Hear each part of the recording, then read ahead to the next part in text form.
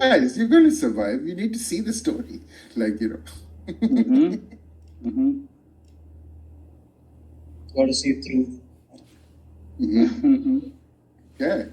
Now that everyone is here, shall we get into the session? Yes. Okay. Yeah. Mm.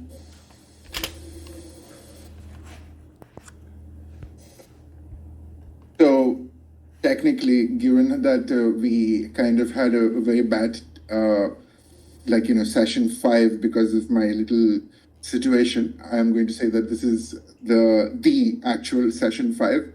But last we'd left off, you were all in the concurrence chamber in the high tower of the central district, talking to the council.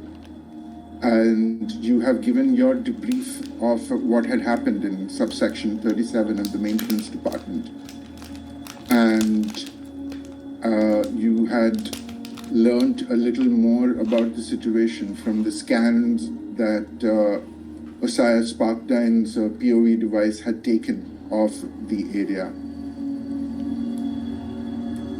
With that concluded, you moved into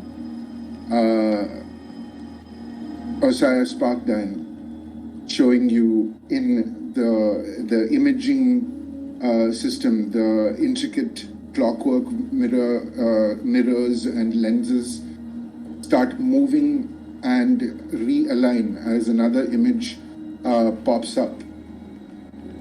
This is a frozen image of Jibrak Seabream wielding his sword.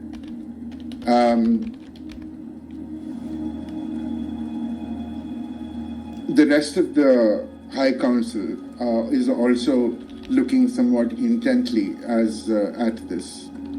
And he continues. Jibrak Seabream. The Jibrak Seabream. He was an admiral of the Myrmidon Kingdom at the age of 22. He is said to be an exceptionally gifted individual, and from all accounts, he seems to be a wizard because he has been seen using magic. But given the situation that he wields blade, there is a high possibility that the man is a blade singer. 53 years ago, 3 years before the Underdeep switched off contact with the surface world, he put the cap in his notoriety by single-handedly being responsible for the defeat of the Trojan principality. With his special troops, the Myrmidians, they infiltrated the main capital of the Trojan principality in a specially conjured and developed jellyfish, which they used to infiltrate the otherwise nature-loving city. They were using the distraction. The Myrmidians and Jibrak Seabream took care of all opposition and ended the conflict that was brewing between the Trojan Principality and the Myrmidon Kingdom without almost any blood spilled. He went straight for the jugular, as it were. And given the manner in which he did it and the many tentacles that his information mechanics have, Jibrak Seabream earned the name of the Man of War. In the 50 years that they were out of touch, we had reports from multiple agents and a few informants that there was large-scale battle and warfare happening in the deeps, and the Deep Nation, as it has christened itself, is the overarching supremacy of the entire Underdeep, at least the Eastern Hemisphere, as much as we know.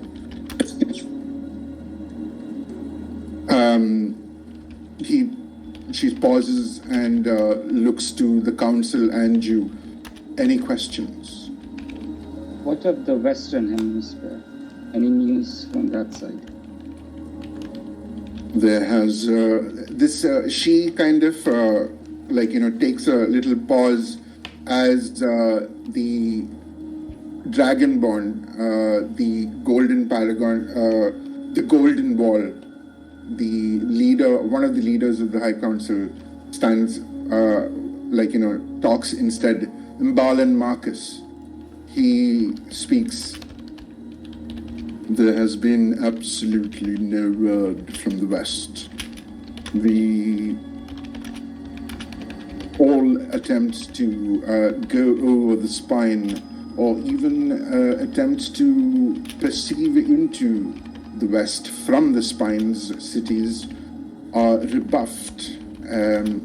We are not entirely clear as to what is happening in that area, but all is quiet on the Western front. Okay, one out of character thing, because I just can't recall right now. Previously, I think there was limited communication with the other hemisphere, or it was also the same thing was the condition. Because I can't remember. Yeah, right now. it's not in the sense of it's not like the same kind of deaths that have happened on attempts to scry. It's just that it seems to. He will clarify. Any attempts to scry into the region were simply rebuffed. We had reports of, we have had interactions with the West, certainly, and we know of enough places there, but any attempts to scry on this location simply did not work, as if those places did not exist anymore. But the physical locality remains the same. The coordinates would have been exactly the same, but all accounts or attempts failed. Sorry, out of character. Okay, physically going there is also an issue, right? Because of the Spine Mountains. Okay, Sarah. There are all sorts of airships that used to, that can go over the spine as well. But there have been failures because over the past 3 years or so, contact kept dropping out, and it started becoming more and more intermittent, and now finally there is absolutely no word coming from that side. Okay, so we're asking about any kind of aerial reconnaissance would be redundant, because Sarah would know that that's impossible at this point. Okay, yes. It seems that something may possibly be happening to them as well. Okay, please, go on. Well, as much as the West is a concern, and at this point, the Gitsarai, Tenzin Salem speaks up. It is understood that even agents of the Eye, have gone over the spine and have attempted to do their jobs, but they were immediately lost to us. There was absolutely no contact. It was as if all lines of communication were instantly corroded. the sending stones themselves that was sent with some of our agents were rendered black, as if the magic themselves had been stolen from the sister stone on our side.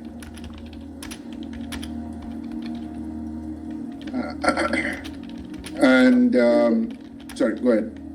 No, something that, because you said that thing about the magic burning out, like we didn't encounter, I think, anything similar to that, but I can't remember why. It's just something is going in my brain that, yeah, this is something related to this we've come across. I can't, because I have to dig through all the notes right now, but let's say that SRS gets enough to say that cannot be coincidence. That we have come across such a thing in our attack, and so has your spies. So, point of clarification, this is out of game. The effect that had happened was only against etheric energy from the Aether Heart. Magic itself was not affected. Okay, but these devices that the eye uses is magic, not etheric in nature. Yeah. Okay. So, but something that can disrupt the flow of the weave would be. It would not. I would not call it coincidence that we have that two things so similar have been encountered so close, or in such proximity of each other in terms of time that yes, both of these are happening simultaneously. The halfling, Sally Cooperson, just kind of does a little laugh. Oh, certainly, you think it not a coincidence? Oh, no, that is entirely too smart. Where have you been all this time, boy? We need your eyes on the situation. I mean, given what you have been able to pull off, definitely I would be the best option to do your job right now.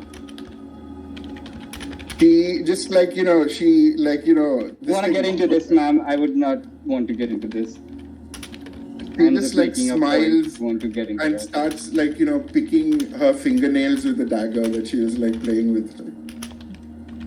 And goes out to start, but then the sea elf next to her, Seychelles Corazon, just reaches out and is like, Sally, let us stop at the moment. There is no need. We are trying to have a conversation. Sorry, go ahead. How long? I mean, this has been the worst attack in a while, right? I don't think we've had. There's been an attack like this in some time. The last time we had this much internal problems was when we last reprogrammed the Wardens around 200 years ago. This comes from the Golden Wall, the Dragonborn Imbalan. Okay, I was asking that out of game because I figured I would know, Phoenix would know that in game. No. I'm seeing this in game. So if you want to make an out of game thing, say it's out of game. I did. Oh, did you? Yeah. So because based on that, I wanted Phoenix to ask a question, which was, it's an attack like this hasn't happened in such a long time. Yeah. So, sorry, go ahead. Yeah. And given that such an attack hasn't happened in over 200 years, the fact that we are opening up our borders for this festival does not sit well with me. Abriel Iyengar, the commerce head, raises his voice. At this point, it simply cannot be avoided. We have many commitments. The Fathoms Deep Festival has happened for the first time in 50 years. Can you not understand the sheer implications for trade that brings? Exactly, it's happening now, after this incursion. There's no coincidence, that is not a coincidence. And the potential loss of life far outweighs whatever trade deals you think that we can do, because we can always do them a little later. Sally just, sorry, go ahead. Before that, like Sally just like kind of scoffs and just goes, coincidence, and just like shushed by the sea elf You seem again. very flippant, Mrs. Sally. Percy. Yeah, I'm gonna back Phoenix up and say it was all too easy for that mage and all sorts of wild creatures to break into the sewers. How do you think that's going to look for commerce and publicity? If everybody gathers here for the festival and then all hell breaks loose. At this point, the high elf, Elavaria Thistlewind, the more or less vice head of the High Council, and she has been the vice head for a long time, speaks up.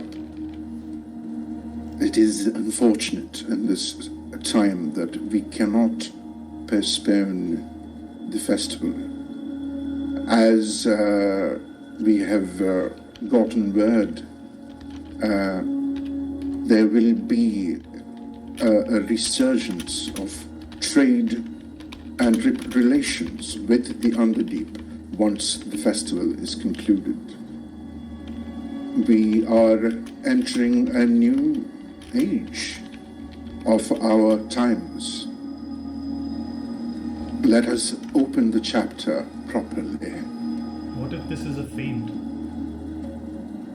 A deception? The Gitzerai, speaks up.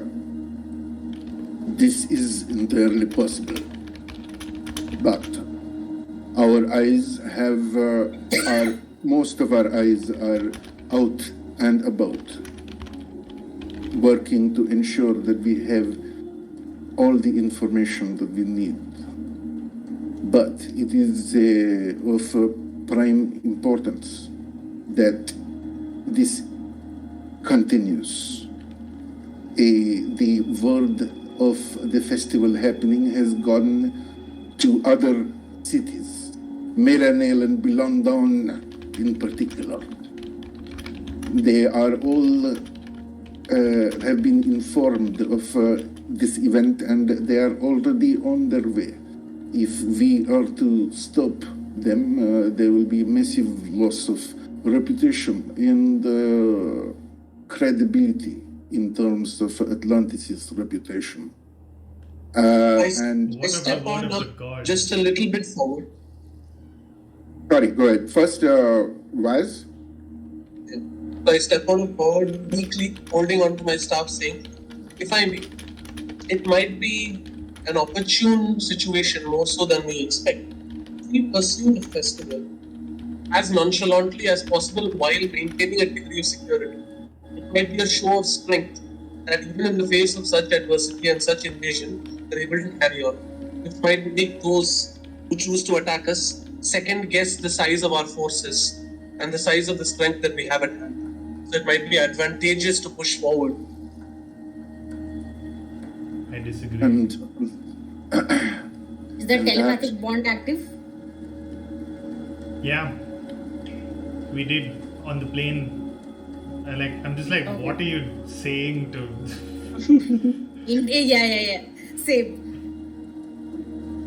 I mean, we You got to guys- play ball with are you them. None of guys- them want to let go. Got to find the is there silver any line. further communication happening? Yeah. So Percy just says, through telepathy says, well, this is an epic waste of time. All they care about is the festival. Okay, they're not going to do any problem solving over here. But if this isn't dealt with, then what festival? Exactly. And as Vaz had finished making his point,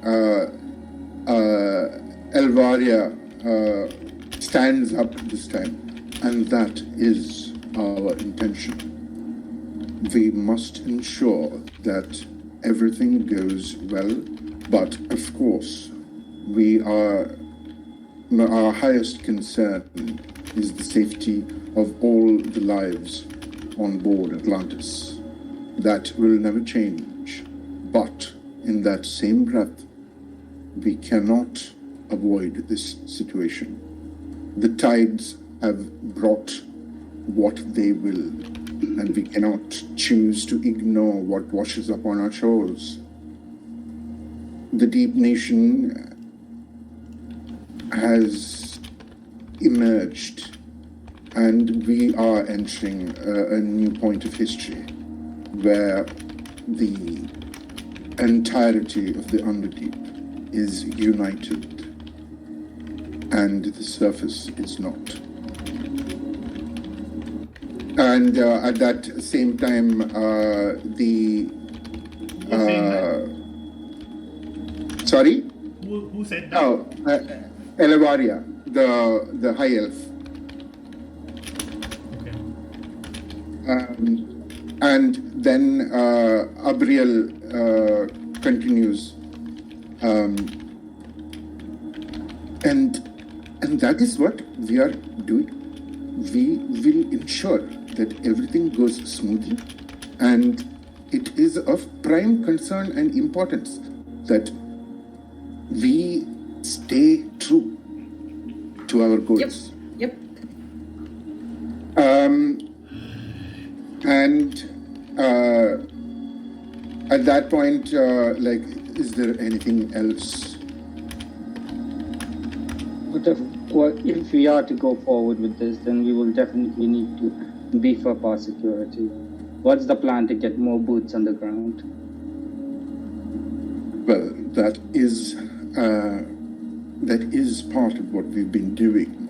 And Sally Cooperson breaks in. Hope so. Aye, that's what we've been doing. I mean, what you think we have all the bodies of the council working together for? Aye, you are going to be working with the guards and wardens of our ocean state to ensure that we have our most effective troops where they're needed. What do you think we've been doing, lad? I just asked what you did. So, given this, I am assuming we're pulling the reserve forces as well. Everybody's working on it, boy. And at that point, sorry, go ahead. Yeah, no, he just says just what I want to hear. Like, maybe not loud, but the others would standing near him would hear it. And what of the Aether Heart? We need to increase security around that as well. All of our technology, we've become very dependent on the Aether Heart. We were without communication for far too long, even if it was for a few hours during this attack.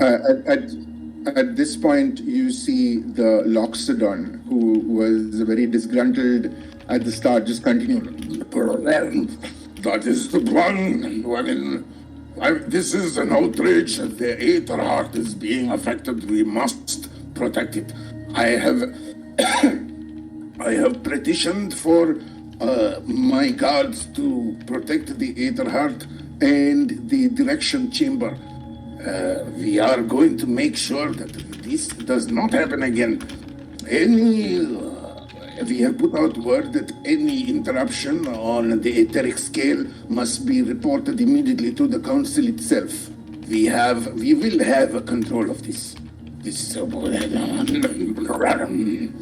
And he just his trunk actually kind of goes up at the end of that, and he just as he in frustration.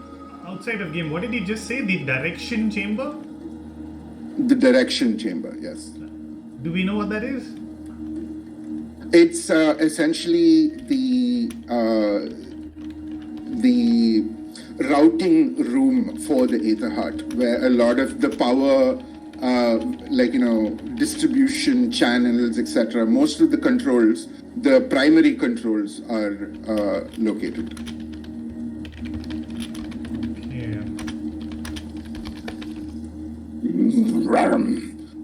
And the moment I see his trunk rise, I put out my hand in the shape of a trunk as if I'm trying to greet him in the same way and make him feel a degree of comfort.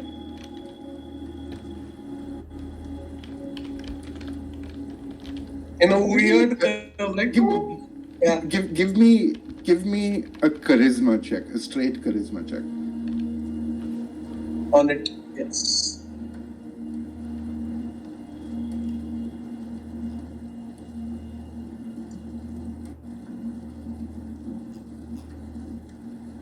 That is a 12. You could swear that there was like,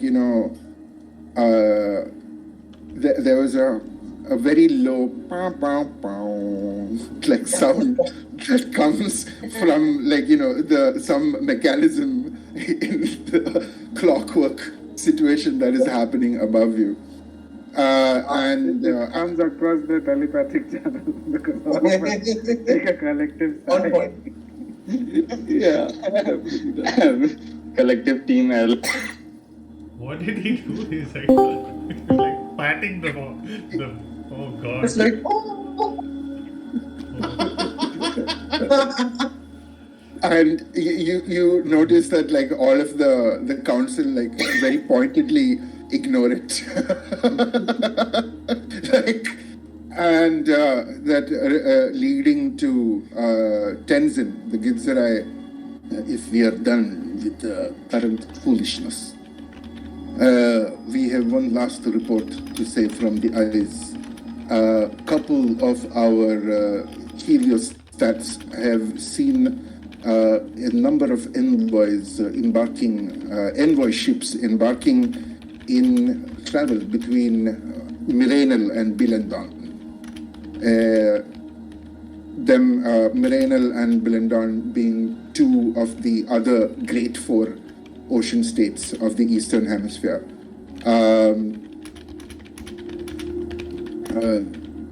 It seems that there is a fair amount of communication happening that they do not want to be intercepted by arcane means. So they are sticking to pen and paper. How quaint. But there could be, we have had one agent who did manage to infiltrate one of their docks.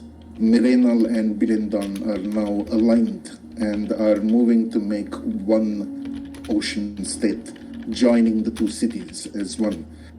If that happens, they might be the second entity to moor itself in the Eastern Hemisphere. And you know that is a big thing because so far only Atlantis has got it into the point where it has to moor itself. And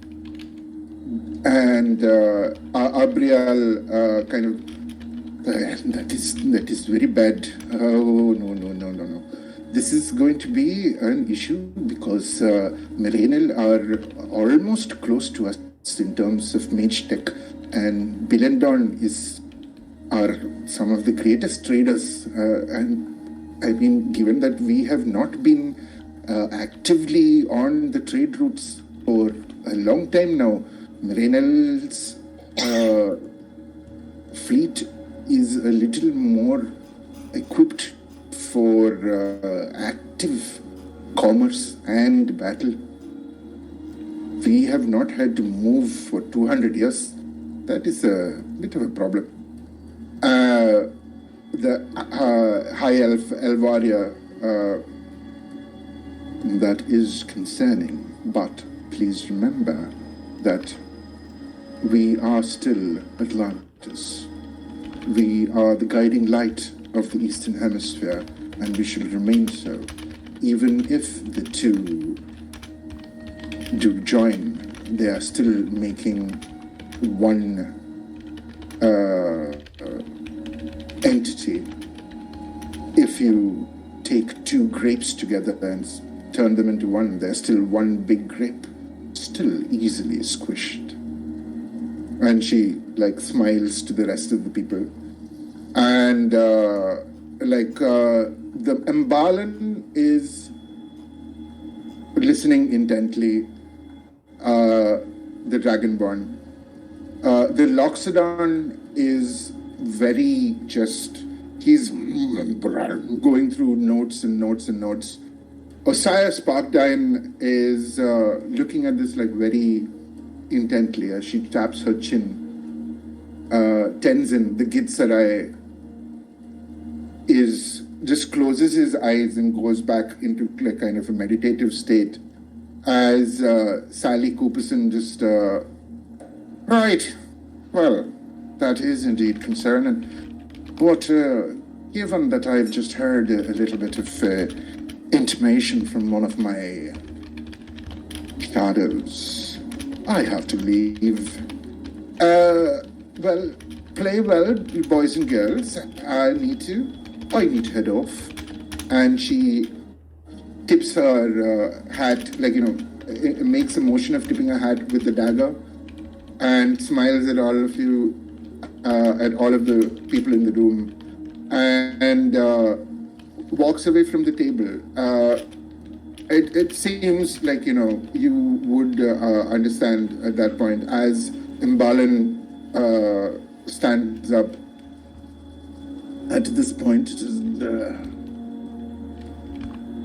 we have had enough. We have had enough information. Let us sleep and wake in the morrow. But prepare yourselves, hands. You are our agents, our most capable agents, and we will be trusting you to lead us through the darkness. And you are dismissed. And the intricate whirring clockwork slows down, collapsing into one, like there are essentially almost 5 rings, concentric kind of rings that kind of keep spinning with lenses and this thing. But like as that is said, like all of the lenses and mirrors pop into the rings, and all of the rings kind of revolve into just one ring, like, so that's concentric rings within each other that just floats over the table as the entire lights and situation powers down. So what was the name of the merchant guy who's so obsessed with trade? Abriel Iyengar. Okay. He's a man, so yeah, very different. Waves of irritation through the Yes, metal. very, very different indeed. Yeah, waves of irritation. Like I think, just can't hold back contempt for this guy. Like Phoenix has just got like, seems like very, like just barely contained right now. Just 100 years of resentment in one mental link. As the rest of them kind of confer, Osaya Sparkdine steps up to you all. Well, the matter is concluded for now. I shall send you notes and further details on your messengers through the night. Phoenix, I know you have some tasks to undertake, but please come visit me when you can. I have a conversation to have with you as well. And IU as well. Right. Well then. Good night. And she steps back and turns away, going back to the rest of the High Council. Is there anything that you guys would like to do while you're still in the room? Did she mention when or? When you can, is what she said. Can we wait? Can I look around to see if anybody is just like if any have all the council members left? Most of the council members are still there. Sally has buggered off.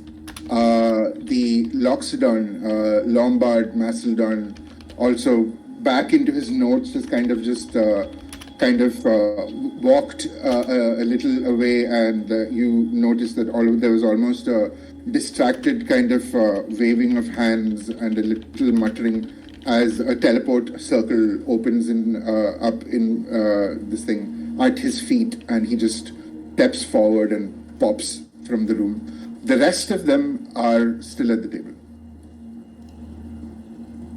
Okay. What would you like to see? No. Do any of them look like, a little nonchalant about the festival and more concerned about what just happened? Sally looked very Give me- nonchalant, right? Give me a perception check. Actually, give me a group perception check and then a group insight check.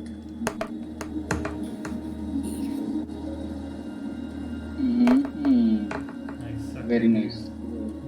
8 and 15. 8 for the perception. Yeah. Nat 20 on the perception for 23. 8 and Inside.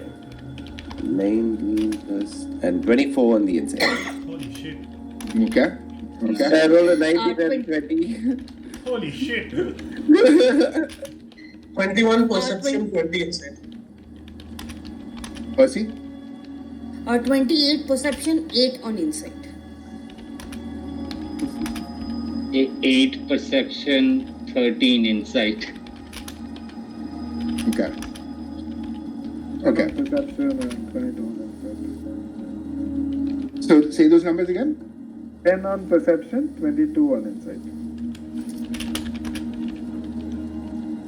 Okay. Collectively, as you guys were engaged in the discourse with the High Council, you were keeping your eyes out. And so you know that these people have a lot of concerns on their plates, and that given how some things happen and when they happen, politically they are at a position where they cannot shut down what is about to happen, because that would be it's essentially like one of the first linchpin moments to happen in the last 50 years. Political So suicide. if they do not get on top of this, you don't know, because and this is actually something that I forgot to mention. When Osaya was talking about Sebring, about Jarak Sebring, she would have concluded after you guys had finished about questions that and Abrial would have also confirmed this.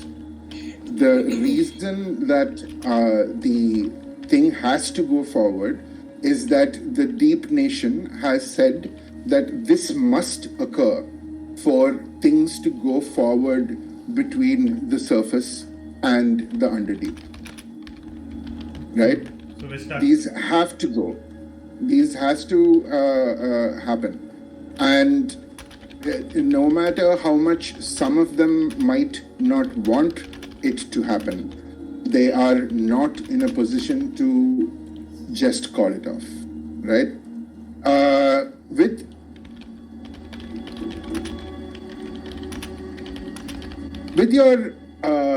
With a couple of those roles, and especially with Nilus's Nat 20 perception followed by the 24 insight, you can definitely tell that Abriel Iyengar in no way was worried about what has happened. He is only worried about what will happen. Right? Seychelle Corazon, the fighter, the sea elf, was concerned about the situation, about potential loss of life. but she is a military-minded person and has gone on to kind of is more or less, you thought she's more concerned with allocating the defenses of Atlantis in where they should be. Sally Copison,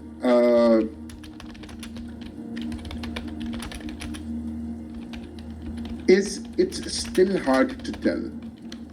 You can say that, like, when Ceres made that statement about, like, doing the job better, or, like, doing, you noticed that, like, while she was ice composed as whatnot, with your natural 20, you did see a single quiver of her lip when she was smiling.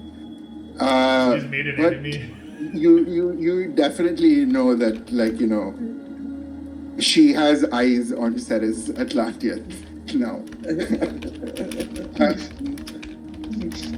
The Gitzerai Tenzin was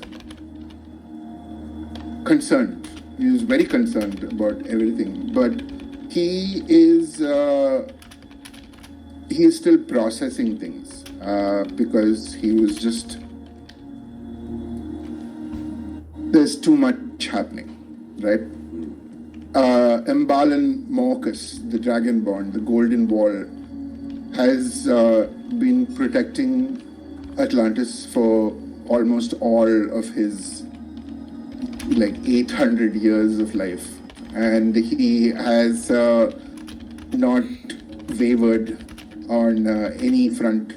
He sees this as just another situation that Atlantis will overcome.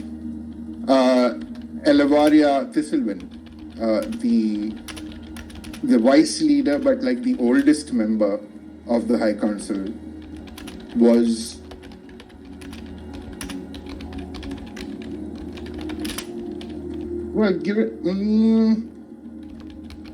was on the surface very concerned about everything that is happening, about loss of life, about loss of reputation, about the Aether Heart. But there's something about her that you feel that she has something that she didn't really bring into the conversation. The Loxodon Lombard was just too upset over the break of the etheric net, and he barely listened to most of that. He was just going through calculations and, like, readings from different sensors. And Osiris Sparkdine, she was, again, not overly concerned, not overly apathetic, not worried. She kept the straightest face through most of it. And you think that she might have a few more plans on her side, especially given that she has requested Phoenix to visit her for a bit in the near future. And there is one more person in this room that you guys haven't, like, really taken notice of. The auditor, the member of the auditorial bureau, who was just standing in a corner of the room, has been here from the start, has been listening the whole time, but standing completely still with a cloak that covers the face and just darkness. Impossible to tell. I'm just assuming it's well known. He might as well been, or rather, the person might as well been a statue in that room. But, like, as as Osiah left you to go back to the rest of the High Council, the auditor just gives a small mid-level bow to the whole room and quietly walks off. Out. Bow back. Okay. Is there anything else that you guys would want to do?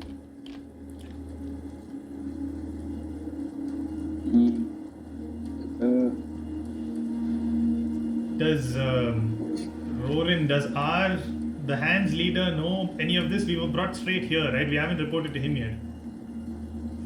So I think He told you to talk to Merrick and then come to him. talk to Merrick. Oh right, the Githyanki from the. Okay.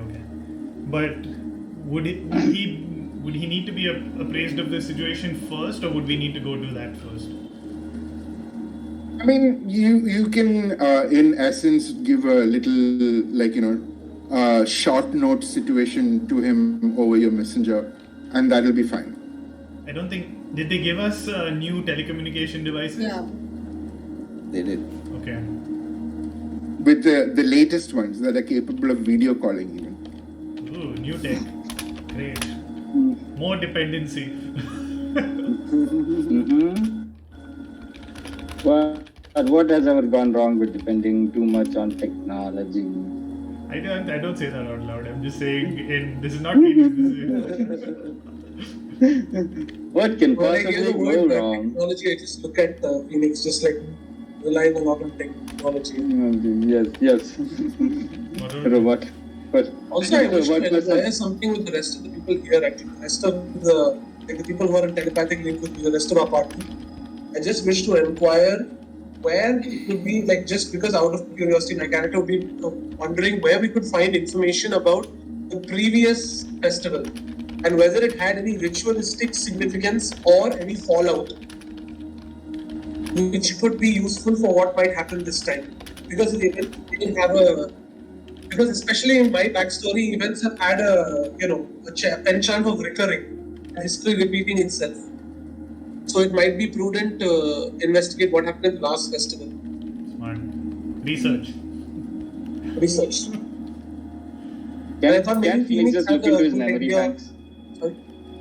Can't Phoenix just look into his memory banks and pull out what happened if he was there 700 years ago and Can for I- 500 years ago? No.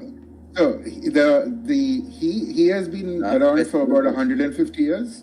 The last festival happened 50 years about 50 years ago. So yes, So I Hill. would, Phoenix, you would have been there actually. yeah. Point stands. So what do I history check? How much can I Give remember? me a history check. Come on. It's a This is a- 13. That's a 13. That's a 13. 13. Lucky number 13. Bad queries. Phoenix wrote a bad query. Corrupted.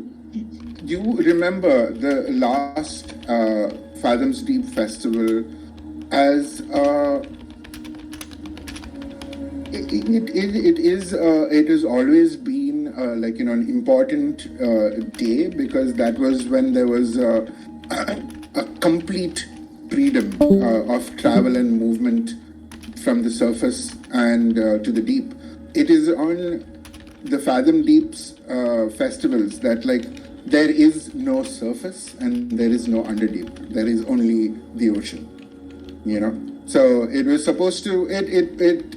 There were generally times of great merriment, great cultural exchange, amazing dances and performances done by the different water cities and ocean states of the surface, mesmerizing performances in, you remember that there was one of the things that was done by the what is the name of the One of the cities. what is the name of the underdeep city that Merylwyn? Mervyn. Sorry? Mervyn Deep. Mervyn. Mervyn Deep. So Mervyn Deep, that name is just cool. But yeah, from Mervyn Deep, you remember that there was a performance that was essentially like 100-foot diameter sphere of water that was lifted into the air and that had amazing circus acrobatics and stuff happening inside. Yeah. So you definitely Fond memories? Or fond best memories. It was a fondish memory. Yeah, I mean you also do remember that you kind of got like very smashed on your special liquor, because you had a situation with a couple of the Warforged, and you were not in the best of moods. Depressed, huh? You could say he went on a bender.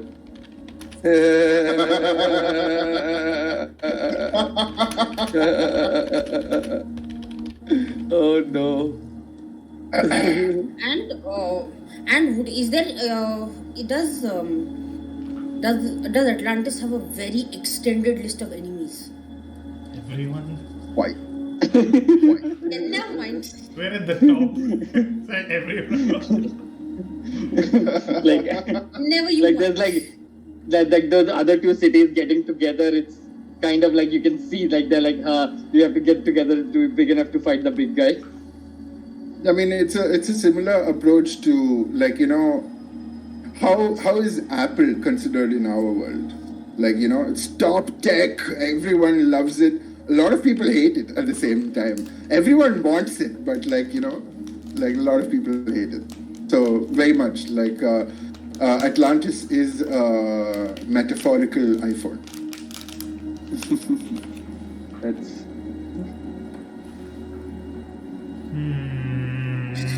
I turn to Bazookan. If we What was that about? get a chance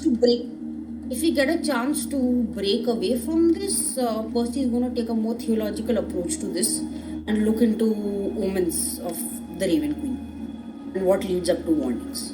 If we get to break away from this, please let us sleep. No, I'm kidding. And Vasukian wants to finally read the book that I've been given by Rorin. I feel like time is flowing by, but no time is flowing by. I lost 1 HP, but 7 days is 7 days. I'm still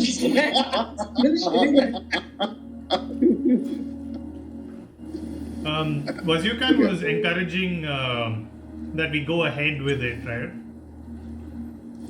And not really encouraging to go ahead with it, just outlining the potential benefits from going ahead with it, or at least putting up a brave. so you're Yeah. pretty much essentially what I Well- said. That me and Guys, Percy was Just annoyed. give me 1 minute. Yeah, I'll be right back. so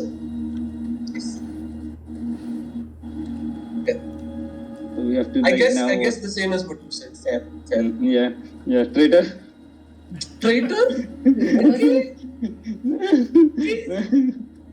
You got a warning from the guard. Like that's like the whole thing we were arguing for You should it. be the one taking like- this more seriously. The thing is, right? There is a practical benefit. Even if we decide to keep pushing forward, our words aren't going to, supersede those of these superiors. That's why we were At trying least to if we convince them. pretend to go along with them. If we pretend to go along with them. Now you're adding he's extra. doing- No, that's not what you said. he's- You're adding stuff. No, that is not what I said. That is not what I said. I'm just. But Also, the he's- whole point is, So he's blowing smoke up their ass, basically. Okay, good to know. But we don't know that yet. If he meant that, we don't know that yet. And Phoenix has just turned to we you and do said, not "What was know that that. about?" Do not. Assuming.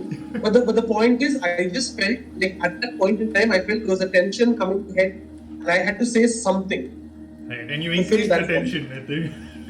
to escalate our own tension. Yeah, escalated our own tension at a greater price. I'm just shifting pressure.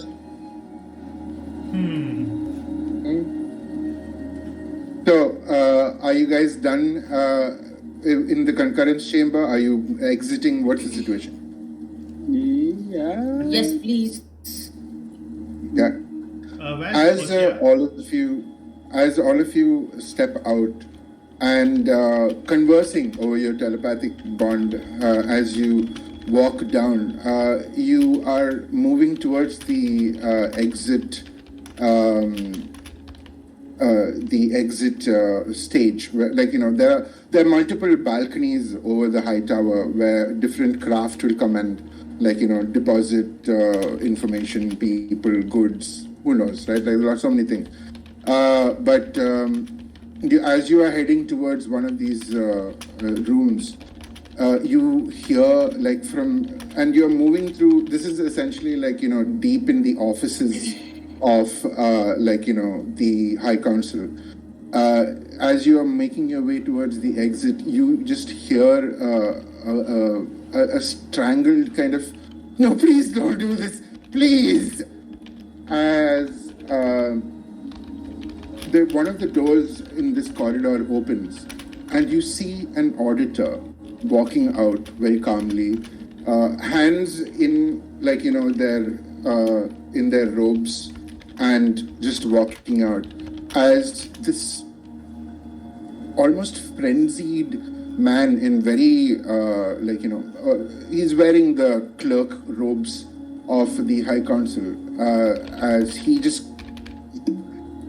waving this bright red letter in his hand and just saying, "No, I can't, I won't accept this, I won't," as he just tears the letter in a panic.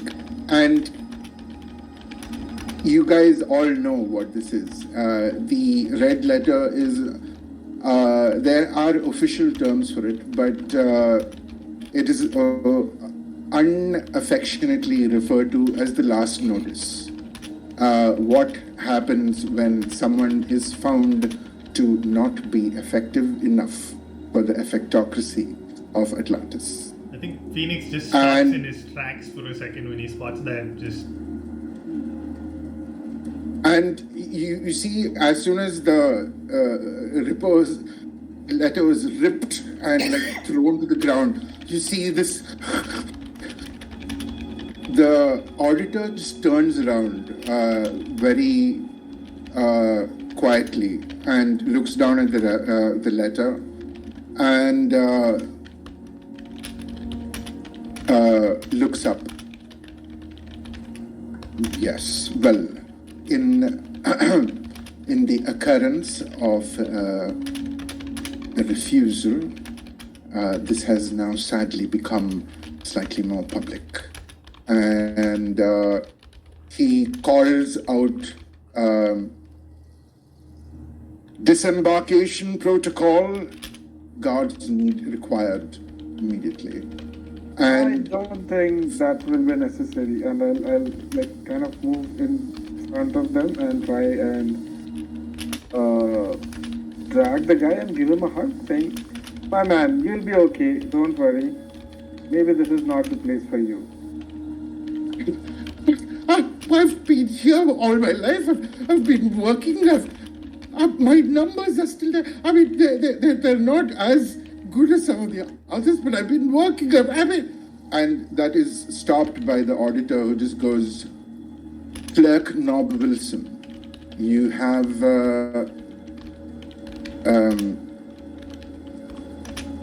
you have necessitated the use of such force. But as your disembarkation letter would have told you, in accordance with Chapter 3, Section 4, Clause 13, after going through upskill procurement and failing to raise your efficacy quotient, you have been deemed to not meet Atlantean standards.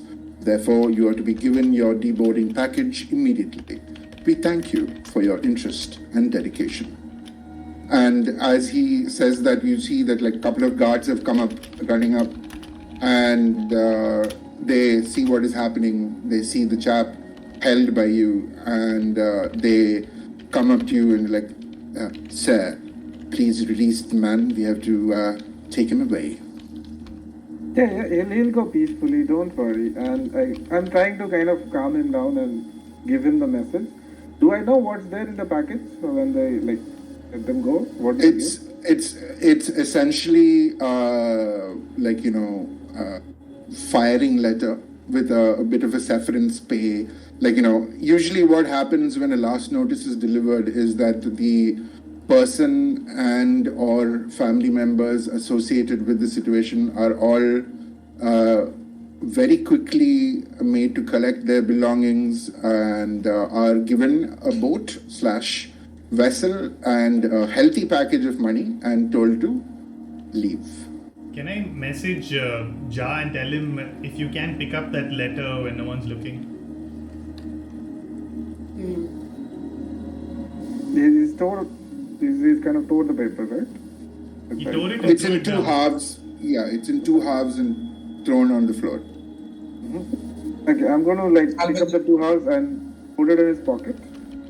I'm gonna mimic putting it in his pocket, but actually hide it in my hand and bring the hand back out. Give me a sleight of hand check. Yes, sir. Lovely. 26. Smooth as butter. As that has been done and the still blubbering, actually also give me a persuasion check, Ja. Oh my god, I have excellent persuasion. That's a 9. Knob Wilson just starts sobbing into your feathers. Hey. As the guards just lift him under the arms, lift him and start walking away with a very crying, broken man. Over the telepathically, I'm going to say, hey, I tried. I approach Jan and put my hand on his shoulder, just with a nod.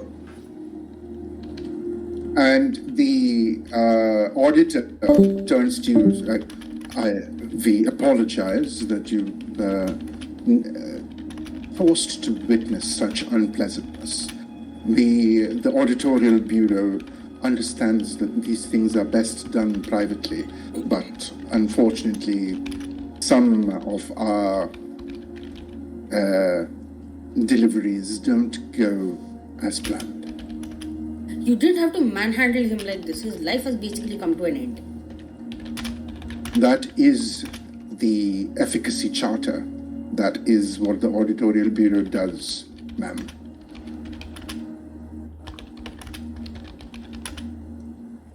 And he nods, he bows to all of you, a little lower bow than what you would have noticed from the chap who bowed in the council. And he starts walking away. I'm going to ask, are all auditors like this? Phoenix, you have been around the longest. Phoenix What do is you know just about- staring after the auditor and looking, I think, at your hands to see if you did you get that letter? He doesn't respond to what you said. He just asked, did you get that letter? Did I see Phoenix stop in his tracks when this happened, and then now he's looking after the auditor kind of? Would I have noticed that? Did I figure out what it's about? Is there something in his past, or I don't know, something that might have made this happen? How would you want to do this, as Ja? Probably whether he is looking forlorn or he's thinking back to something, or he's I'm trying to figure out whether something similar has happened in his family, or has he previously known some auditor who has done this? What was the situation like? Okay. So first of all, let me state that the behavior for the auditor was very on par for the bureau. They are that there are some nicer auditors, but given their essential function, they have to be slightly ruthless, given what they have to do. They essentially are the corporate end of HR whose, only purpose is to fire people. So, you know that they are generally of that, this thing. And Ja, give me an insight check.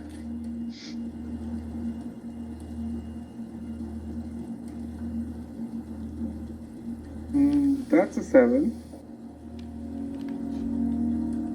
Robot, your You- no face. You cannot tell. The metal face of Phoenix just looks that much more stone-like. Cool. I'm gonna hand him the envelope which I wrapped. Here's what he wanted. I look around and look at it. Like, does anyone have men? Does anyone have men? Yeah, I'll do. Okay, I'll I cast hand it. it to you. Okay. Can we peruse it to just get an idea of what that was about? So, in essence, as Percy casts Mending, you have a completely whole red letter. Plucking the contents out of it, it's essentially what amounts to a brochure and, a closing statement letter kind of situation, where it goes into some parts of the efficacy charter. And again, at the ending, there's a lot of language about Nob Wilson not having met certain requirements, having been sent to such and such training to upskill, and still having found poor in accordance with chapter 4. Chapter 4, subject.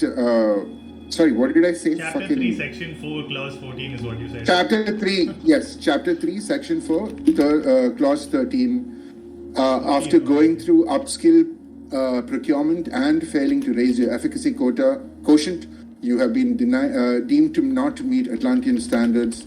Therefore, you are to be given your disembarkation package immediately. We thank you for your interest and dedication. So nothing about why, just... Oh, to the fact that, some of his performance indicators as far as paperwork and whatnot were failing short of... Nothing to do with the attack or anything. No,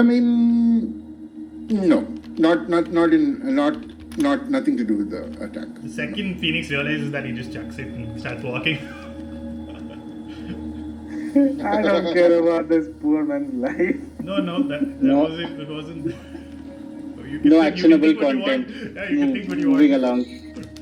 No actionable content. Moving along. As the rest of you, as you have been witness to a last notice situation, you make your way to the balcony where you are actually you find single two-seater vehicles, all hammerhead sharks that those mechanical hammerhead sharks that are all waiting with people, and the hangar master does come up to you and is like, yes, you are the hands, yes? Yes. We have arranged transportation back to your domiciles. Your vehicles will also be waiting for you at your residences. Our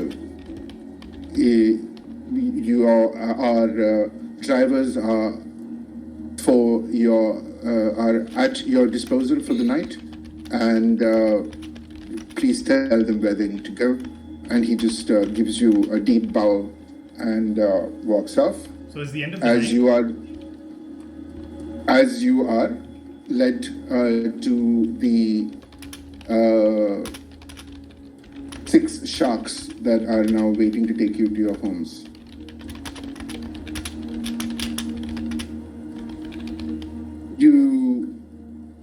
You can tell that, like, you know, unless you guys want to do something else, this is the close of the night for the party. Okay. Did Phoenix send the message to Rory? Yeah. Phoenix, did you inform Rory of what? Group chat probably we would have sent. Rory, right down, help! Not like that. No, but it's listening to us. Very well then. Yes, so see you in the morning. We'll probably be waking up to another call from Rory. And yeah, Ceres is gonna take the shark. How Ceres, fast are the sharks? quite fast. Like, I mean, I'd say about 80 feet movement, like in terms of, like, you know, speed. 80 feet, okay. So I'm just gonna fly. Yeah. You head to the nestry? Yes, I do. Yeah. Before everyone leaves, I say, do you all want to go check in on Jar's family first? I had a chat with, fuck, I forgot my wife's name. Jack. As IRL wife walking. Boy's name is Jack. That's my name. Right? Wait, where are the notes? Jack. Jack. Oh my god. Jack was Fira. my son, dude. Fira. Yeah. Thank you. Who are you saying your son?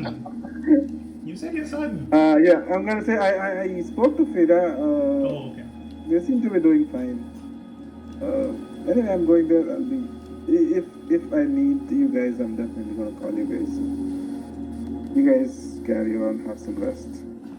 Can I, DM question? Ja had asked him about the auditors.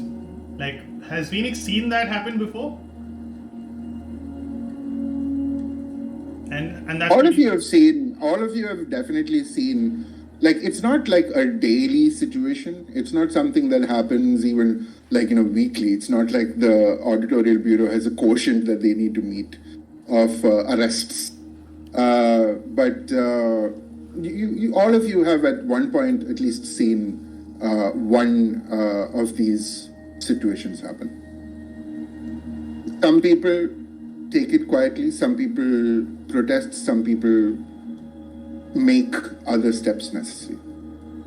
As far as a bad freakout situation, this was very tame. So I think now he would answer that question of Ja's saying, apologies. That wasn't as bad as it gets, Ja. I'm not the one that pushed. All hail Atlantean efficiency. All the effect across. But what did Ja say? No, he said, I'm not the one who, and then stopped and paused and said, all hail Atlantean efficiency. And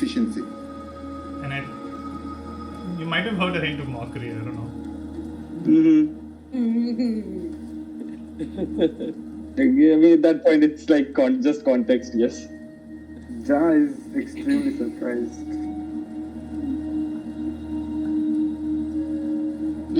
Okay. So the rest of you, is that the good night? I think Phoenix is gonna wait for everyone to leave. Yeah. I mean, yeah, I don't So- like. Does Phoenix sleep? I Like, don't. Alright, so Percy doesn't Sorry, go ahead. particularly need to sleep, so I'm guessing she's on the clock a little bit. She's going to go look for her father. yeah, For So- her father or a father? her father. What? Okay. What? Okay. This is effectocracy, man. No church. Like, at least there's some good. Okay. So Ceres, you head off to the Akenath Manor. Ja heads to. Oh, sorry. Where do Yeah, you then now head- that I where's think your- about it, like, yeah, will it be Atlanat Manor or I guess it might be the just officer housing, basically. You go to the Hans Doms, where you are actually have a room. You step in and tell us what your space looks like. It would be kind of like a mess, but not with a lot of things there. Like there's a table with stuff on it. Maybe he was just going over some notes, filling out some paperwork that's just lying there. Like there's some like all the clothes that got to be cleaned that they're off in a corner, things like that. But like yeah, you'd see like the bed is like made properly in like military fashion. The blankets folded and stuff.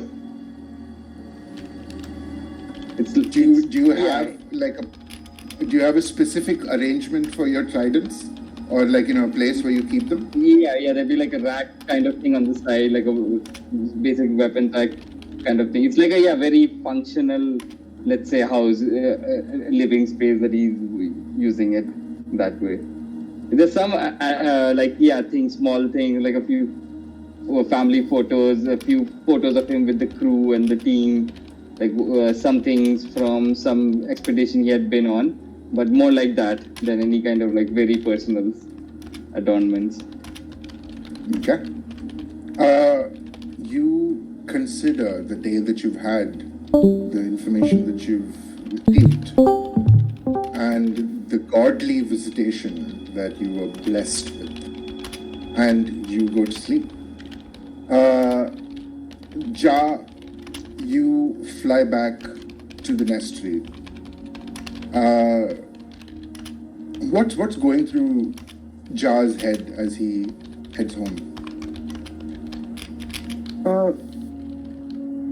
Most important thing would be how's Jack doing, and secondly also the vision that he had. He's not extremely religious kind. He's usually quite flippant about religion actually, but like a direct vision is and he being chosen as someone for the vision to be viewed. These things are also going through his mind, I'd say.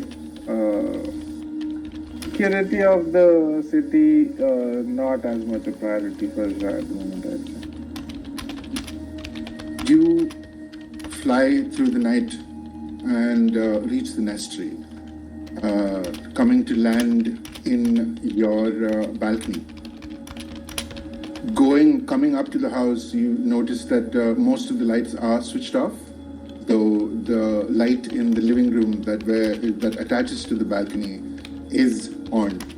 And as you alight into the balcony, you see Fira waiting for you, just sitting in a chair and doing her knitting, which you know is something that she does when she is tense. I'm gonna go inside slowly, grab a chair, sit beside her, and just touch our foreheads together and stay like that for some time.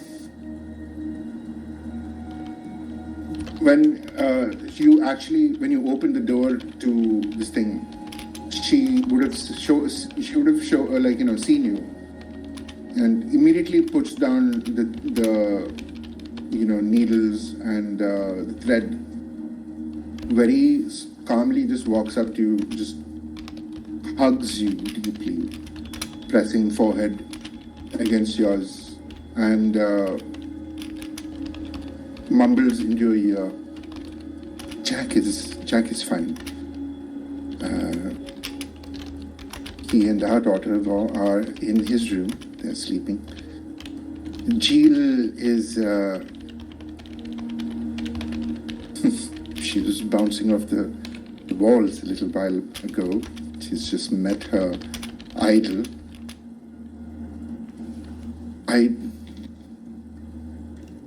She looks you in the eye and...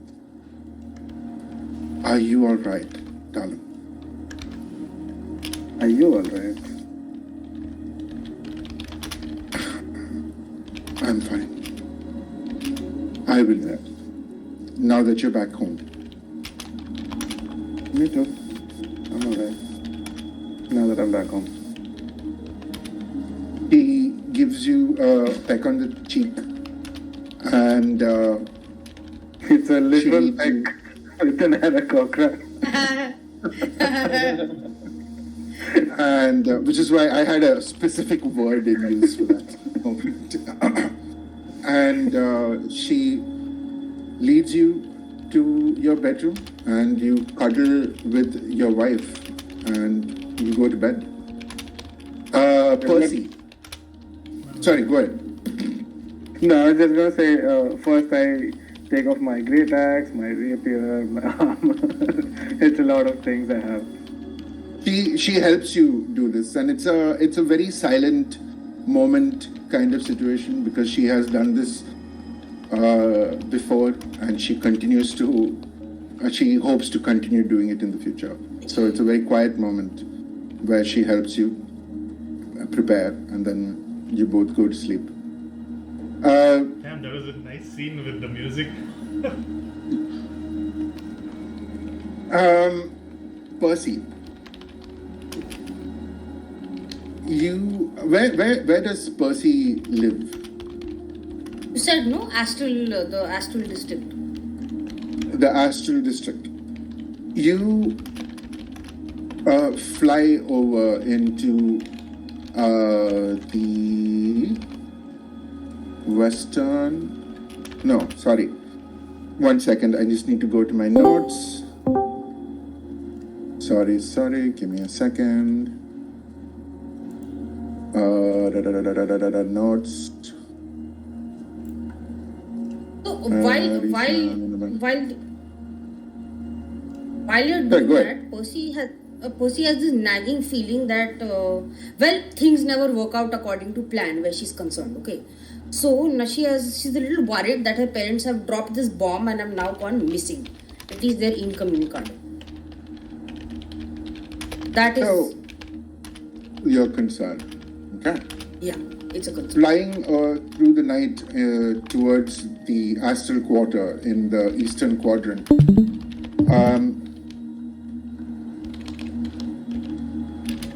You get closer to probably one of the most eccentric districts that is there in Atlantis, outside of the artists' districts, and this is just a collection of other planar culture that has crystallized in, a little community of castaways that have found refuge.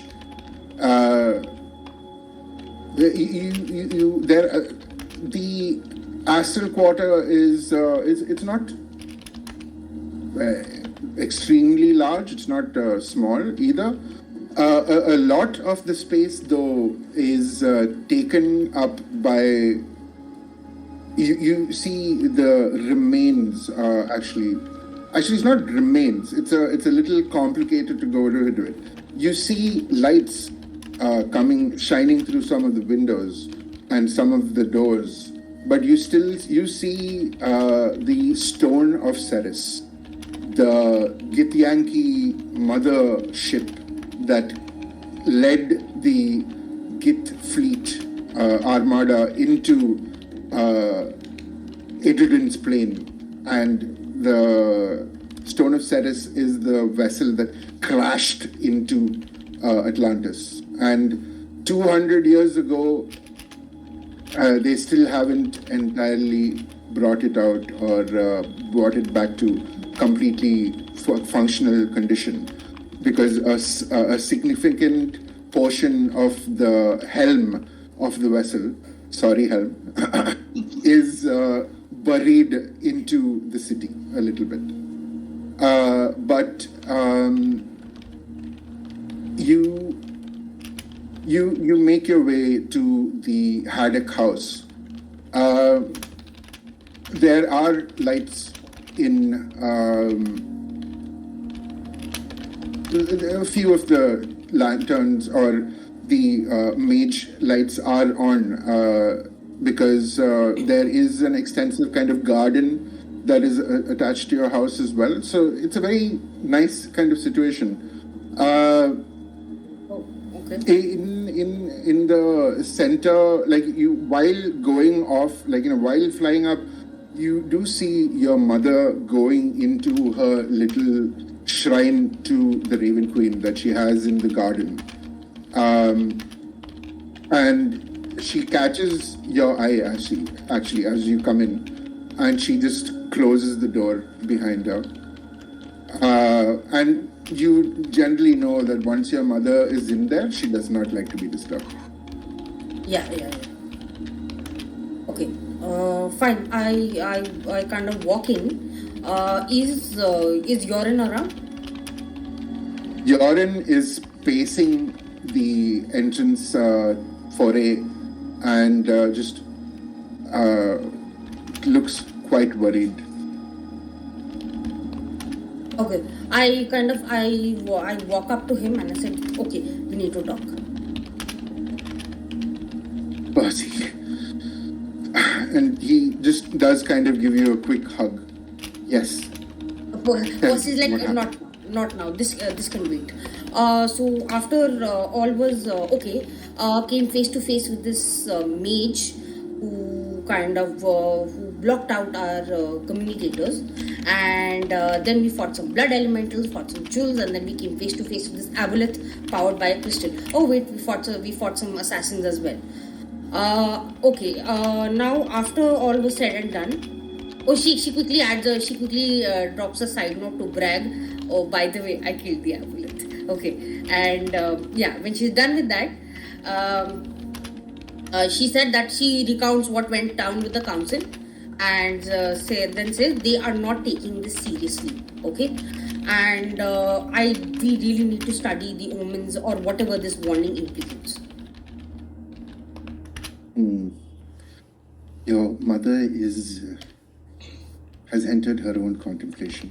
She is in the garden. I don't know if you spotted her. I will do my best. Would you? We have. You can go to our matron's temple and ask. Especially given what has just happened, but Sauna, and he looks to the garden. Sauna is a little different. She's a little colder, and you know how much of an ice she can be. How is that possible? I mean, I think the nine hells might have frozen over, but I don't wish to speak to her either right now. Please don't let me talk to her. You said go to whose temple? You can go to our matron's temple, the Raven Queen.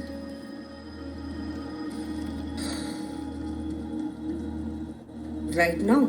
Do you want to come with? Darling, you need to get your sleep. I know you don't need it, but it helps everyone. You need to get your rest. Otherwise, how will you process the day? It kind of goes into worried dad mode a little bit. Aren't you the least bit worried? course I'm worried. We just had a visitation from the goddess of death who gave us a warning. Exactly my point. My dear, there have been no such omens. The last time, I don't even remember. I don't even remember the last time the matron. I don't know, and I am concerned. How could I not be? But I will do that myself. You need to get your rest. You are a hand, and us hands have duties. Percy very reluctantly gives up and says, "Fine, the city can fall, what do I care? I'll go rest while that happens." So you go to your room. I didn't go into description for the nursery because we already know what the nursery looks like. Persephone had it. Tell us what your room looks like. Okay, on the surface, it's the whole room has been draped in black. Okay, it's just like kind of just tapestries and curtains and carpets that are all black. However, and the furniture is very Spartan-esque. Percy basically kind of Shadowkai don't need to sleep. They just need to meditate for 4 hours for long rest. So instead of a bed, Percy has a straw mat basically. But if one were to kind of peek behind one of the curtains, or kind of flip the mat over, they would find compartments and cupboards that are full of books and musical instruments. Basically, there's an entire mechanism here to hide the books and the musical instruments from her mother. Do you go to any of the instruments? What do you do in this situation? Do you just go straight to the bed? Absolutely not. Said mother is home. So and also there is also behind one of the curtains is again there's a panel that one has to fish around for, but if they press it, it opens up to a small storage box that is full of wine. In her house, drinking is completely frowned upon. So this is all like kind of sneaky subterfuge on her part. Yeah. As you head to your bed and assume your meditative state and get into that position, you enter the closest to sleep that Shadowkai can. Phoenix. Where are you headed? Would I know if Osea would be available to talk now? She would be. So You can message her. I'll message her asking if she wants to have a conversation now.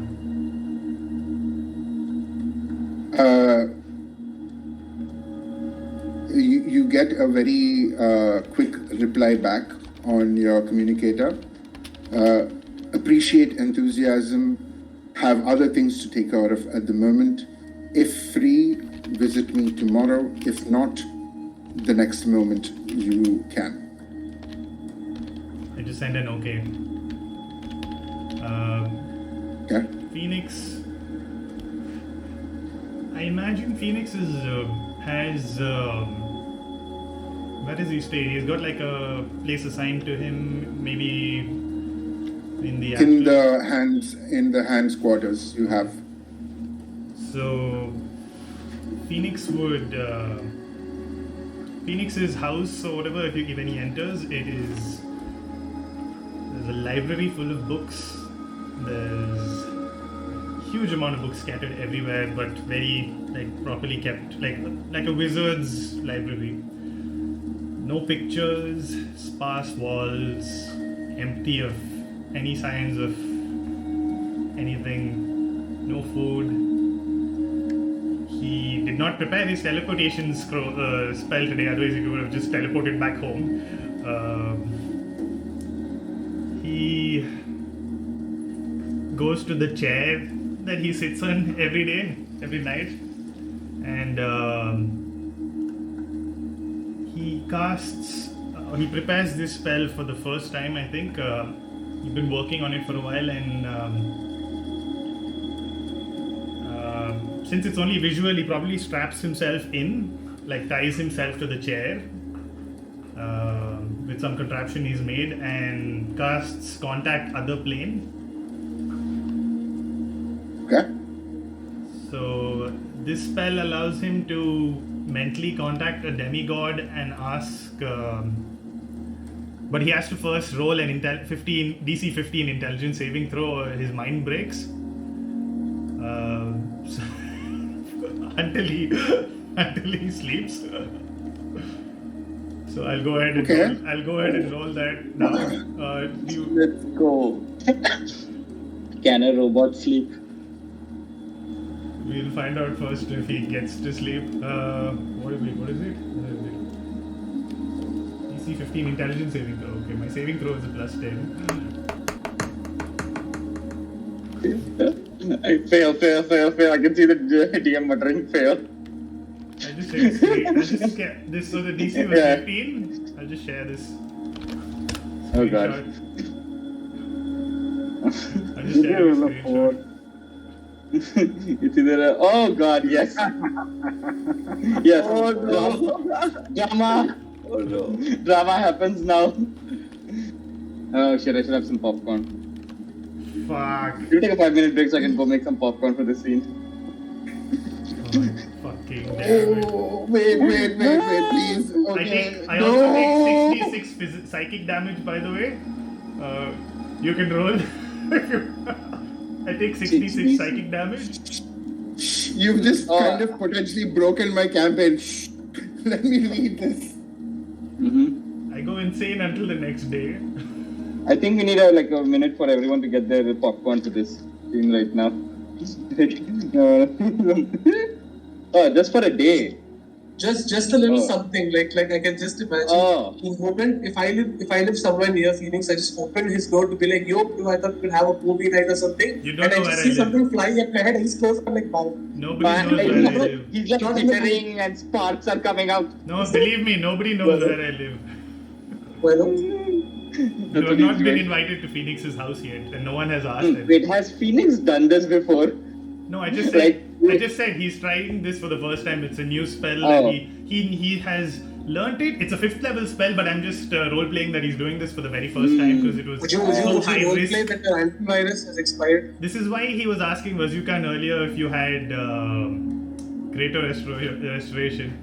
I could have it if you give me this rest. I mean, if you're a robot, won't mending work? If you're a robot, won't mending do the trick? That will be a question for the DM. How much damage do I take? By the way? Warforged aren't machines. They are different. How much? Sorry. Let me do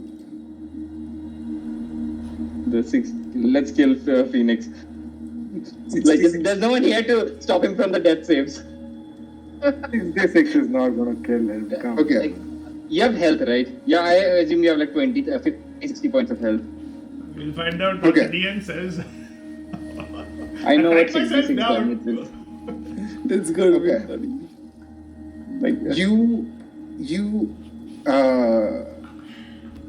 You close yourself down, strapping yourself in your chair, and you finish the final vocal incantation for the spell. And for a second, you imagine that nothing happened and that the spell and your head just gets yanked straight back as your mind is basically put through it becomes a punching bag for a metaphorical Mike Tyson as you're I'm like crashing in the chair. You seem to kind of have spurts of different colors and things, but you come to and you are and it's this empty space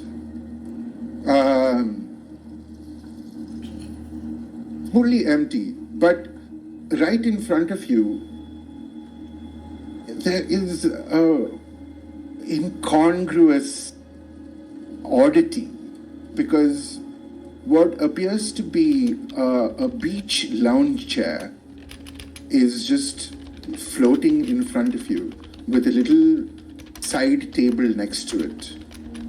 There is also a very iridescently colored umbrella that rests over this situation. And on the deck chair is this. You shake your head like as it is this thing, but you swear you see an axe beak wearing sunglasses, having a little glass in his hand.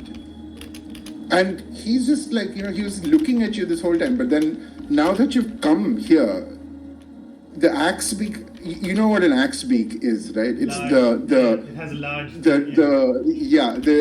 D&D monster bird, which has, it's essentially like a dodo but with an axe beak.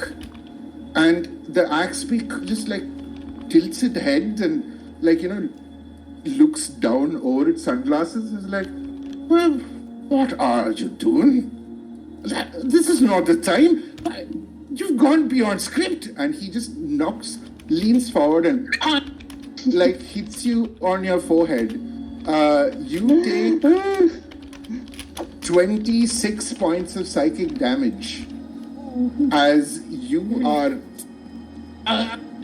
sent scuttling back towards, you could swear it's a tube, but you feel like, given the situation, it might be a sewer tube, but like, it's confusing. There's feelings, and you are snapped back to your room, trapped in your chair, and you I fall. like, there is a complete, no, you're strapped to a chair. No, but I like, fall which with the is, chair. I very- imagine the entire chair falls like on its side or its back or whatever. It was just in the middle of the room, nothing behind. My friend, this is, you are a warforged. However small you are made of metal and you are heavy. This is not a small chair, it's a large chair. I mean, That you have with the chair, trapped. like, it just loses balance and it smashes to the side, like sort of just Cool. wait. And I'm tied there and I probably stay there the whole night like that. And the rest of you at this moment just get like a very confused kind of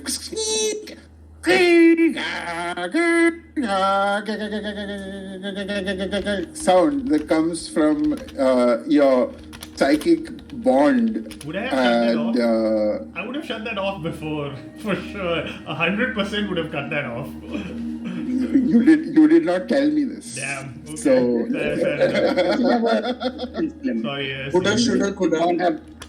The psychic bond have like It a seems- time limit. It just seems very obvious that I would have done that, but yeah, okay. No, like This- does it have a this distance was- or time limit? It has a. it does an not hour- have a distance. Oh, no, It just has a time limit. 1 hour. Does have right? Yeah. 8 hours time limit is discussed. Right. Yeah, that's We hit it's the, a long time. Oh, okay. So we're all going to get modemed in the brain. I'm gonna say on the telepathic link, Phoenix is having sex again. Is that what that is? I've always wondered. Damn it, Phoenix! He's gonna like. No, that's not the output. That's not the weirdest thing I've walked in. You didn't know Okay. this once. Percy's like, because I haven't been through enough today, I need this. But he's like mute.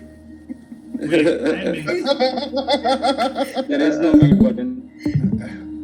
But I'd say, given that that damage, and it was straight to your noggin, I'd say at the end of that the bond does break, and you are in that situation.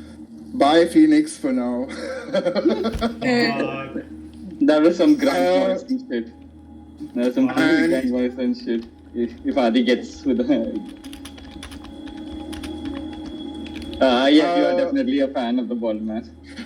I might be dead, yo. No, there is some like very power grand voice and shit to pull. The writer himself comes and says no.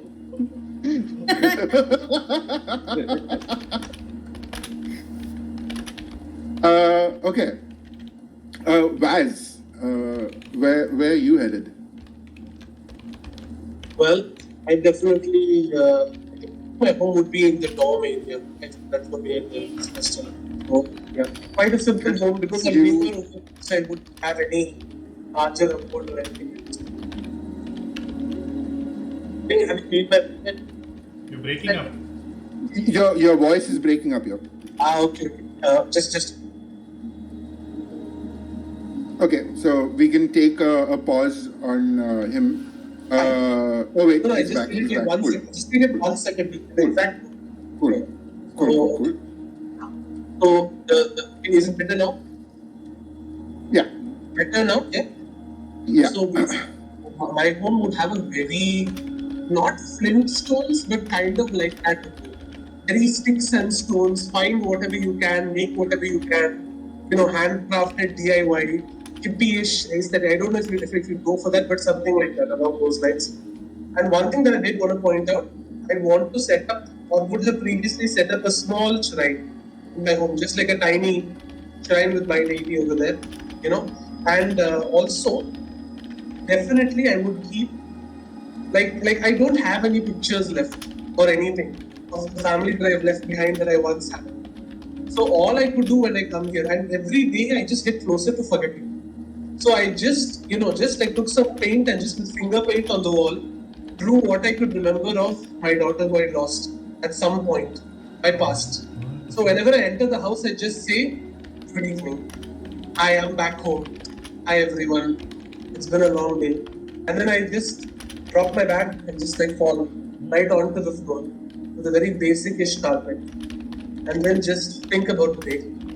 Think about what's gone by. And try to get in touch with the other self.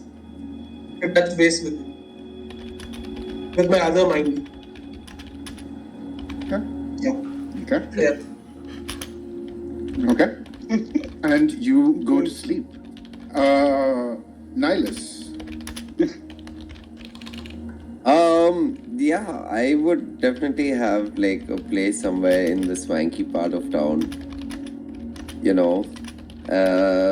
Definitely a house that's equipped to host guests, lot of guests. And yeah, I just get back home, pop open my most expensive alcohol, because I have no idea how shit just went south within a few hours. Everything was fine for once.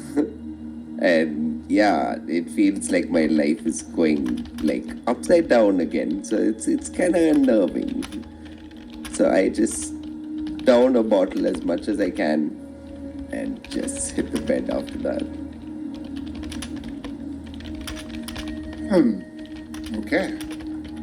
And thus you all begin your first long rest.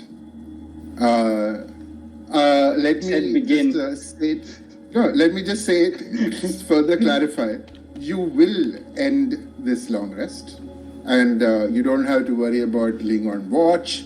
You are in your homes, in the heart of Atlantis. You're safe. But as all of you slip into the warm embrace of slumber, you are all visited by dreams. You and me? And that is where we will take a break. Oh, you son of a bitch. God damn it. Hey, he said break, not end. Yeah, a break. This is not the ending. Oh, you think I want to let you go without doing this, huh? Oh, no. He's gonna show us some. He's gonna show us the dreams, and then he's going to say, now we're done. I'm going to curse him either way. God damn, I missed by one. Question: Yeah, do Shadalkai have dreams when they're meditating and really? or It's a trance. Actually, I Dreams- just dreams began from- Googling it. Dreams come from the unconscious, and like no matter how much anybody wants to think that they are above, everybody has an unconscious mind. I was wondering Even for breaking your idiots. your campaign. No, I mean like actually, Korn. Did you recognize that? Yeah, yeah. I was like, oh no, not this dude again. What wait, about he's gonna what? do. He's I had use myself this- on mute and I was just sitting going, oh no. Okay, so use this thing in a different game. Nihilus He's recognized. he's not a BBG at all. He whatever. was. Far from He it. is a random jester of chaos who is a demigod. He is known as the ephemeral Axebeak, and he makes some Quite a killer dick. cocktail. A little bit. Adi, do you also make cocktails? Oh yes. Yeah.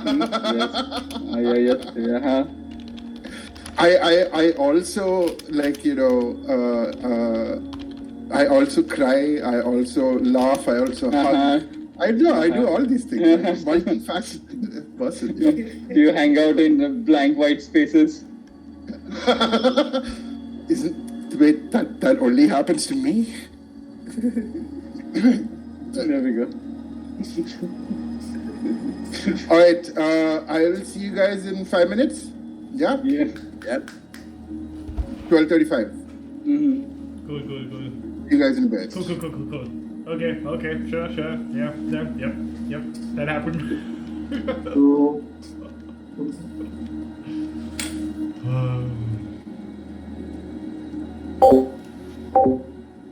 I was looking into this. I was looking into whether elves dream or not.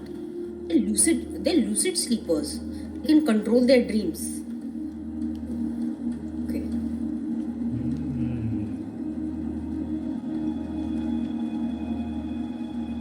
I think Phoenix also is 4. I think Warforged also 4 to 6 hours. He told me. I don't remember. He gave me something specific. Yeah, it's called Sentries, right? Sentry. Yeah, he gave me something more specific. Where is it? I have it in my notes somewhere. Fuck. I think it's like a standby mode for them. The Warforged.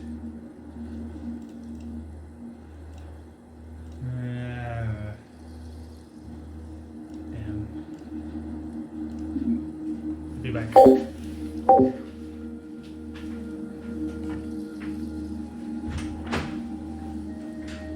Oh no, I wanted to make a joke about does his dreams involve electric sheep? Oh.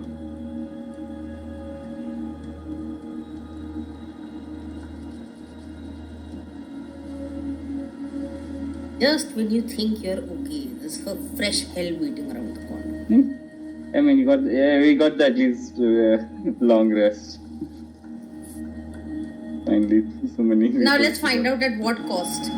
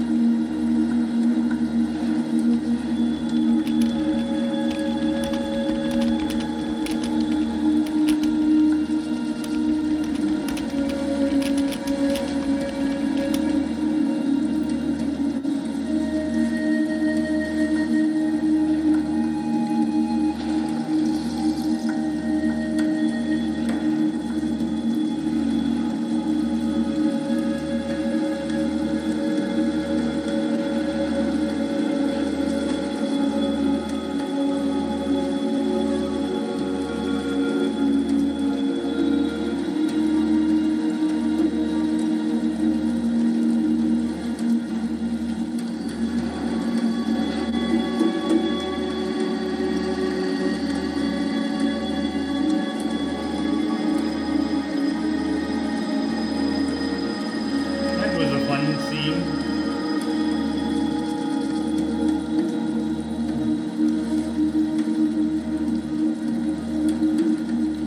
What was? Couldn't Yeah. guess it. No, that's definitely.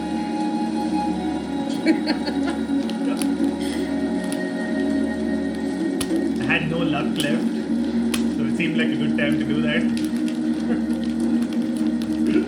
You have inspiration? Huh? You use it already? No, I have inspiration, I just didn't want to use it. I wanted to see what would happen.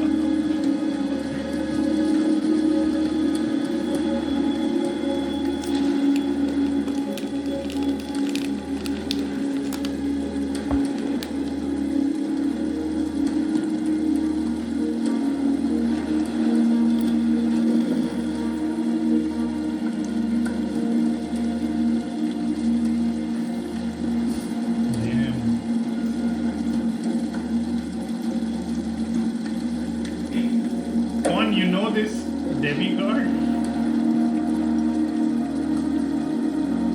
Heard what? It's gone, I think it's not there.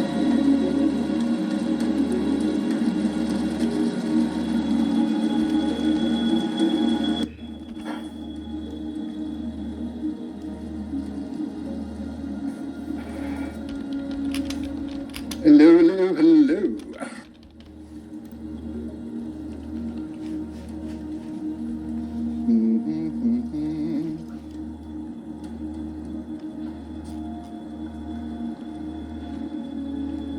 Back.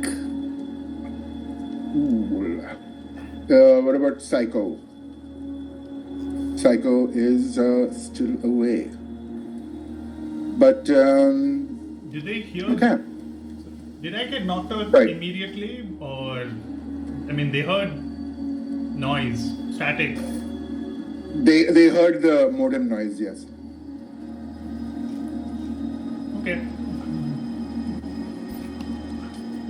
Thankfully, it's just gibberish either way, so they don't have to. I mean, I was wondering if you're going to make me. I don't No, know. I didn't want to I didn't want to subject you to it. Like, I know Helm really wanted Irfan to speak in gibberish. What? But like, Helm really wanted you to speak in gibberish. That would have been interesting. I mean, like, I can retroactively make you speak gibberish if you want to. No, it's all right. I feel like Okay. I feel like a few normal words would have come out if I was speaking gibberish. So let's save that for later. Okay.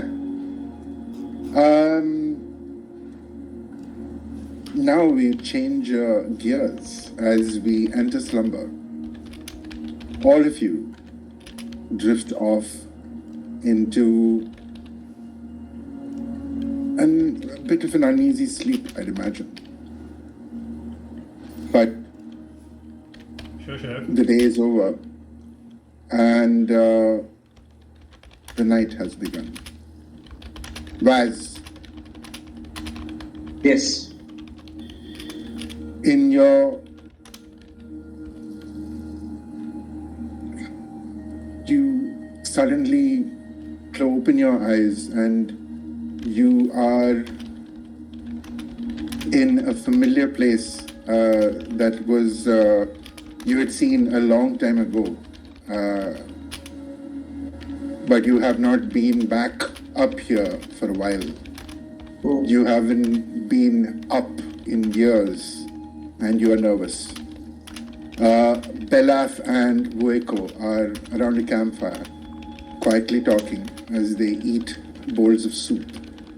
You think you have a pretty good idea of what's in that, but your musing is all that you have. You are leaving the abyss.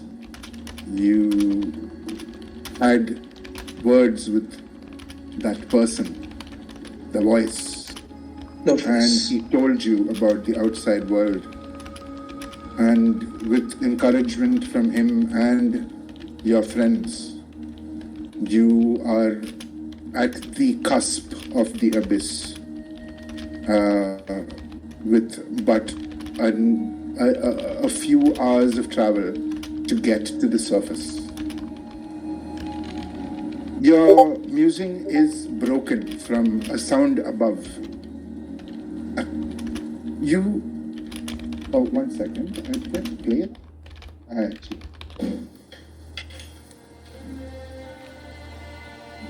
Yeah. Your musing is broken when you hear a sound above you. You freeze because anything above is dangerous. But you hear a familiar chuckle in your head. The voice, the person laughing. You feel a familiar chuckle in your mind, and strangely calm from that almost admission, you look up to see a cracking sound above. And after a little while of watching, a small shape emerges from a little ledge. You pause, hands slowly going to your weapon. What do? Would I identify the shape that's emerging? You would make that pause to identify it? Hand towards the weapon, I would draw the weapon, and I would cautiously step forward in order to make an attempt, or at least as close up to view it as I'm able, within a safe range. Looking up at this shape that is moving and hopping on a little rock ledge above you, you see it. In a sudden beam of moonlight, you see a baby phoenix making its first, spreading its wings and hopping up and down as it looks to the night sky above it through a crag in the rock, and it just lets out the most beautiful sound you swear you've heard. And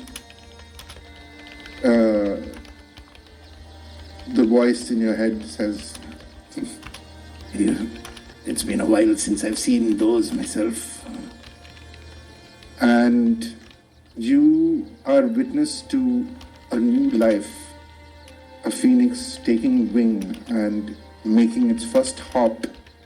You go forward for a minute because it's a baby bird, but the phoenix alights almost on wings of magic as it slowly floats into the night sky that you can see distantly through a hole in the rock. And you are once again reminded that you are going to Atlantis. New beginnings.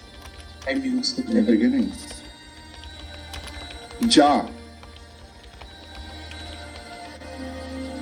The quiet of the room that you wake up in is Just one moment, if I could interrupt. When you said baby phoenix, I was wondering if it's a baby phoenix or if it's the baby.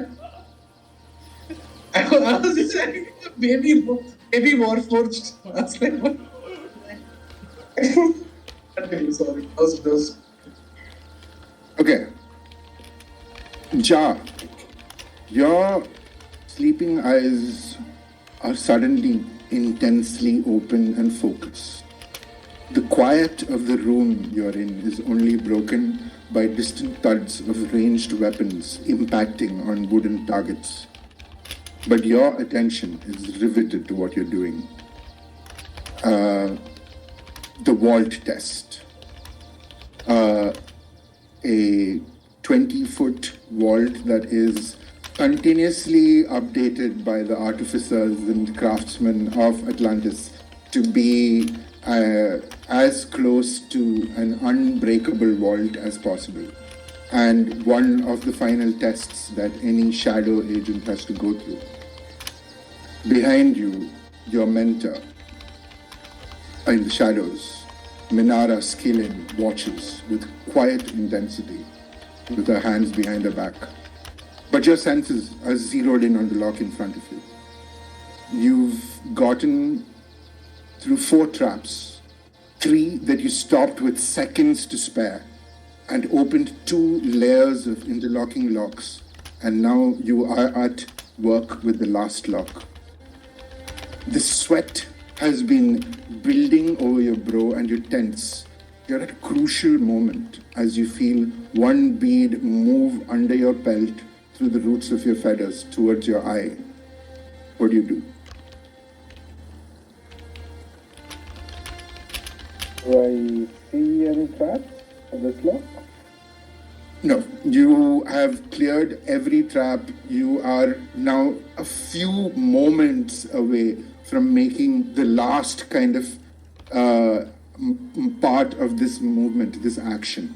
But there is a sweat bead coming in, and you know that at this kind of a crucial place, like, you know, if sweat gets into your eyes, it's going to be difficult. Like, but what do you do in this situation?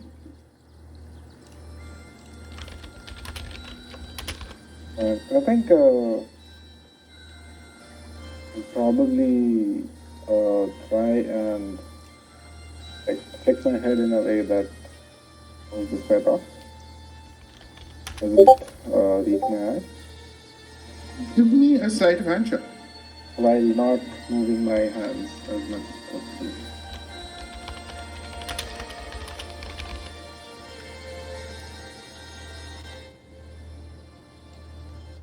So 17.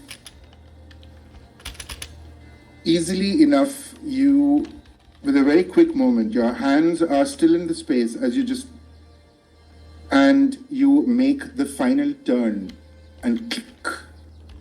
The vault test opens up, and behind you, you hear a small from Minara as, yes, now, open it.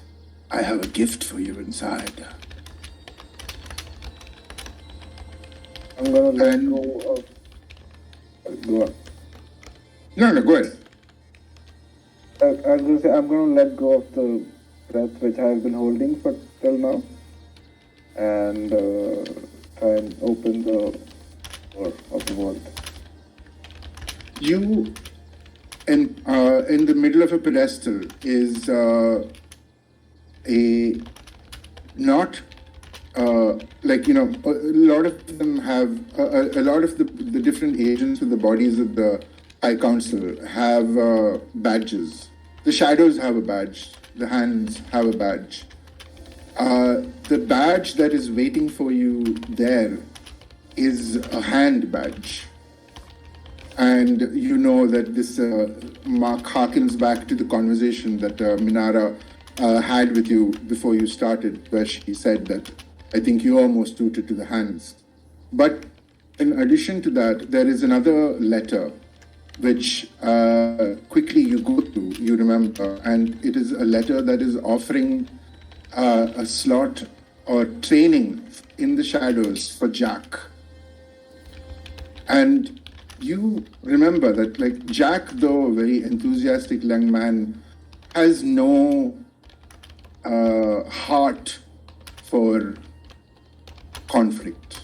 He is a family man in the kind of ways that you wished you were. And Minara looks to you. Well, do you accept on behalf of your son? Oh. Do I understand the intent when she says, do you accept? Does it mean I'm accepting for my son's No. Do you accept for Jack? I am going to take the letter and tear it into bits and pieces in front of her. I don't think it is Ready for this? Well, if you insist. And your test is done. You are free. And she melts into the shadows. And at that point, you are inducted into the hands. You finished the shadow training. And you get a message from Fira saying that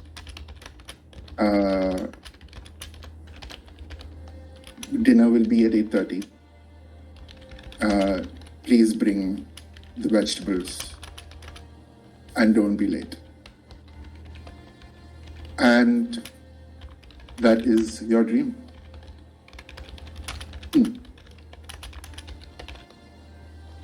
Mm-hmm.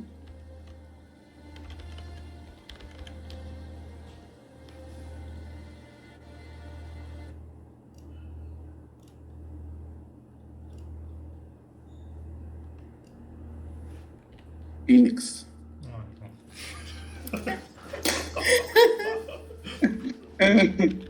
No, just that reaction. You would have had a dream. You would have had a dream. But your mind is broken into a million splinters. You see bits. You feel yourself squeezed and hard to breathe in a barrel full of fish guts. It snaps to a conveyor belt. It snaps to a friend reaching out of one of the barrels. People carving, chasing. And there are still a few barrels left towards the end.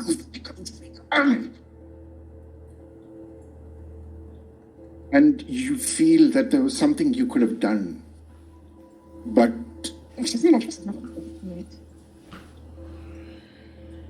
you fall back into the black. See, I'd made a full situation for you, but now, anyway, I'm cool.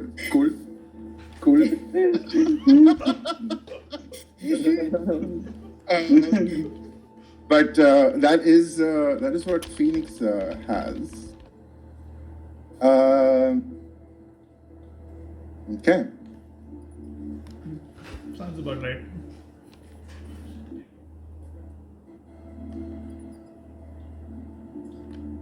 Choose the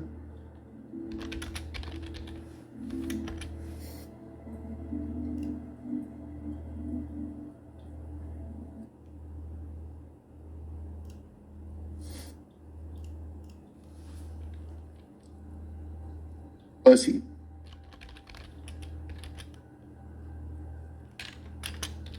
In your meditative state, your mind travels, going to different parts. Your perception, your being is taken to one moment.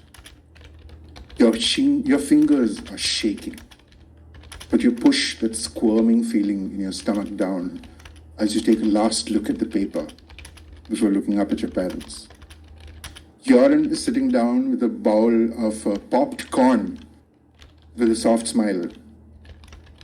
Standing behind the sofa he sits on is your mother with a flat face, waiting for you to read out the first short story that you wrote at the age of 12. With a little quaver in your voice, you begin. A stirring story about a young baker's daughter who learns that she is tied to the salvation of her world and wants nothing to do with nobility or royalty and keeps getting every girl but the one she really pines for. You get 7 pages in, having gained confidence as you spoke, and with all the right oohs, ahs, and well placed coming from your father. You could have sworn that you even noticed a slight softening of your mother's face. But when you look back into her face, she is giving you that look. Give me a performance check at disadvantage. What? Why? Because your mother has just given you that look. Okay. With disadvantage, 13.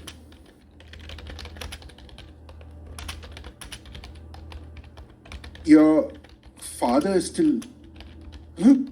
And like, but then as you kind of see that look, you. And your mother just steps front, walking towards you very softly, but like very firmly, with a straight, flat face on her look. She grabs the papers that you spent the last 3 weeks slaving over, and looking you straight in the eye, Of course. You are meant for more than this, girl. You need to be more. No. Go to your room.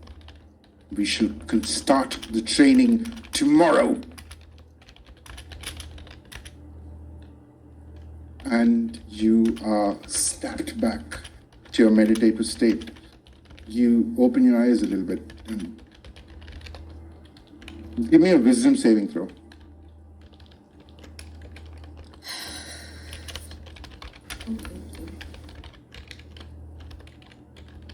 At disadvantage. Actually, you know what? It's fine. Like, I'll just make it a high enough DC. You. No, let me roll it. Fine. No, go ahead. You can roll. I got a but higher I will roll. say, Never I will mind. say that you, with an 18, you still fail. You know that any attempts to go back into meditation will only be met if you go and have some of your liquor, because that was not a pleasant memory. Okay. I'm going to down a bottle. And you go back into a very drunken meditative stupor. Nihilus, Oh no. as you go to sleep, your head turns and jerks, and you are brought back to a moment. Given how sound travels a little differently through air and water, you'd imagine that most sounds occur differently. But the sound of a dagger digging through flesh still makes a squelching sound, especially if it began its entry point through a friend's stomach. There's a flash of sound. You tear your eyes away from Mylard's back, looking to Dindrak, your boss, as he gives you the predator smirk that he usually saves for the next slave he's going to punish. That flash of sound comes again. The scene shifts as you burst through the nearest window with her and immediately start to swim. You make it 20 feet out, pouring all effort into your legs as your eyes look upwards and try to find a way out. That flash of sound happens again, and you hear a thunk followed by a cry as her hand starts to go slack in yours. You turn back to see Dindrak's guards rising out of a hatchet, and you see her eyes start to waver as her body goes limp, and she starts floating down. You see the dart in her leg. In a state of horror, you look into her eyes, and suddenly that flash of sound becomes clear, because you hear it coming from her strained and weak voice, as it is the last thing you hear from her lips. Dallas. And that is your dream. Oh, shit. If I heard that word in my dream, I definitely would have gotten up at that last word. Yeah. And I would have gone back to that bottle I was drinking. All a bunch of drunkards. And yeah, just sat out on the balcony, pulled a chair, and just passed out like that. Yeah. Sorry, what was that word that you said? I didn't hear. Technically, you don't know because for more than anything else, your mind is broken. Irfan is asking. He needs to. Fuck Phoenix. You Irfan broke is my asking. game. You broke my game. I had a full scene for you, dude. Oh. But let's see. Let's see. Okay.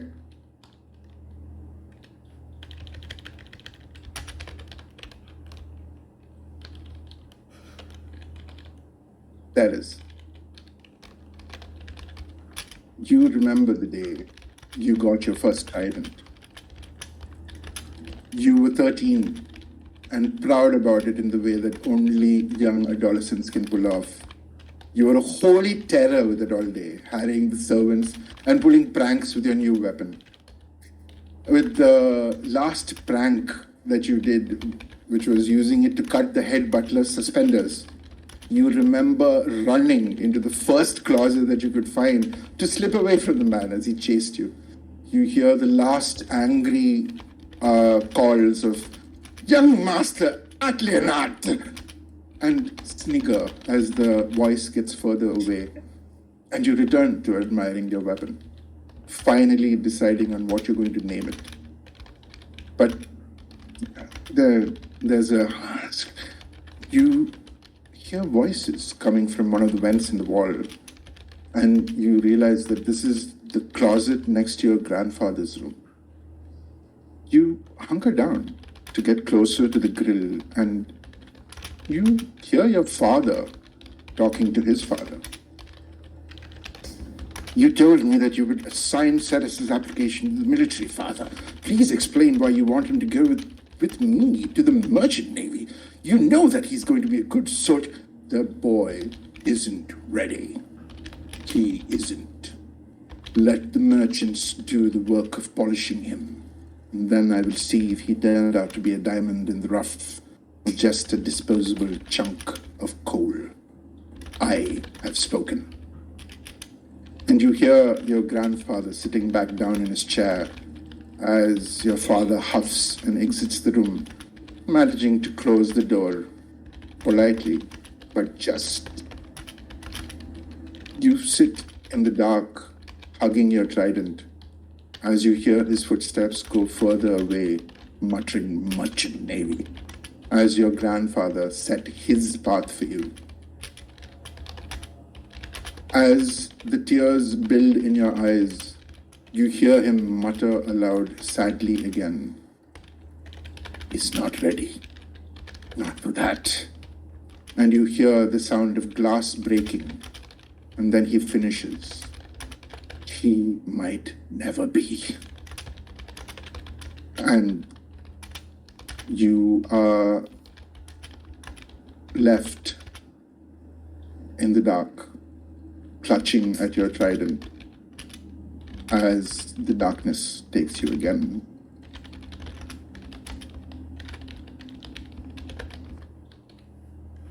Good morning, guys. Dang it. Even though you screwed us over, that was some masterful storytelling. Good shit. Thank you. I spent some time Yes, writing you're these right. scenes. Oh, you spent some time writing the scene, did you? Of course. Oh, okay. Bloody nonsense fellow. Eh? You have to go and break your mind. Nonsense. See? you know, you are definitely going to get visited by the Axpeak more, like, you know, just to fuck around with you. You see.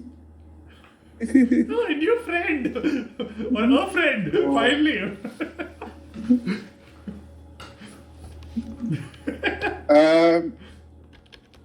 Do I But wake yeah, up? Do I wake up? sorry, go ahead. Do I wake up? That's what you guys all wake up at different times, because who knows who would have been the first to wake up. I think I had a really good night's sleep, right? Relatively with a happy dream. That Early thing, bird gets the worm. yeah. Early Phoenix, baby Phoenix gets the worm. Yeah, maybe Phoenix wakes up first, or yeah, my day Baby was Phoenix yeah. Asterix gets the worm. Maybe. I mean, I assume Ceres wakes up at whatever military time is to wake up. That's the military So time. cool. So Ceres, you wake up in your bed. Your sheets are crumpled. There's a small pool of sweat that you wake up in. How are you doing with that? Because as far as your character is concerned, your grandfather and father were very, very important influences in your life, and He's gonna be Your like, grandfather. why? In his head, he's going, why now? Why is this? Why am I thinking about this now? Like he just sits there for a moment, just puts his head in his hand, like,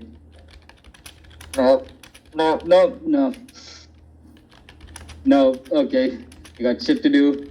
Gotta get going. He's just like suddenly like get up, starts his like fixed routine. He goes for the standard military. Goes for the drills instantly. Yeah, he's just going for the full routine. He's like, okay, no, I can't. I have things to do. I have to get going now. Let's not do it. It's there in his head, but he's just like, okay, I have to get going, take the shower, and these all.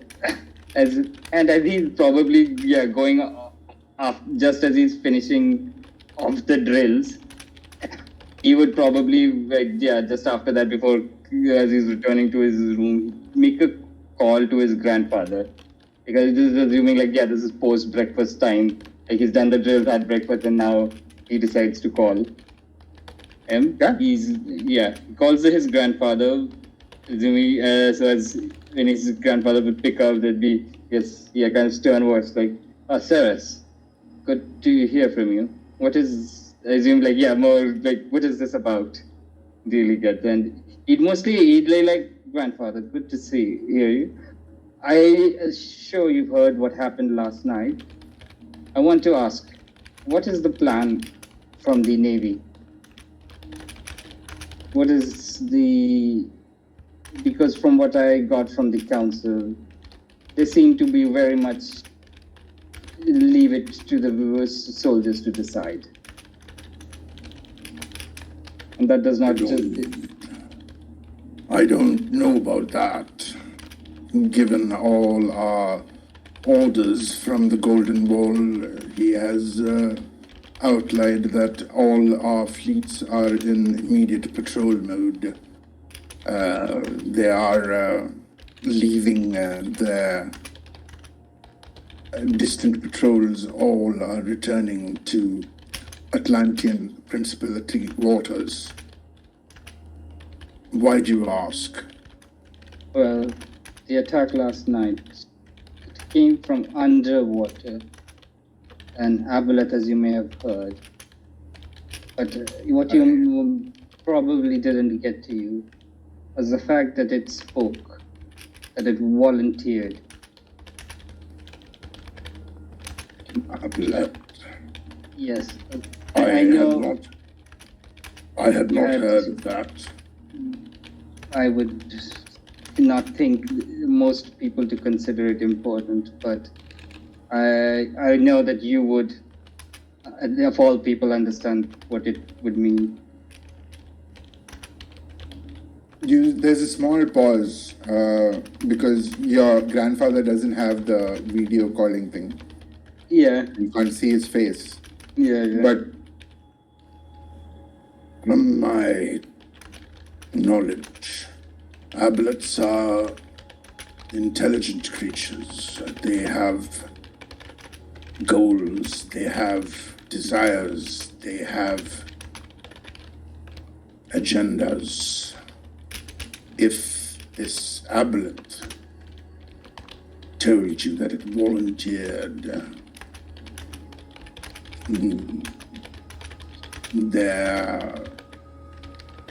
there will be some force behind it that sent it here.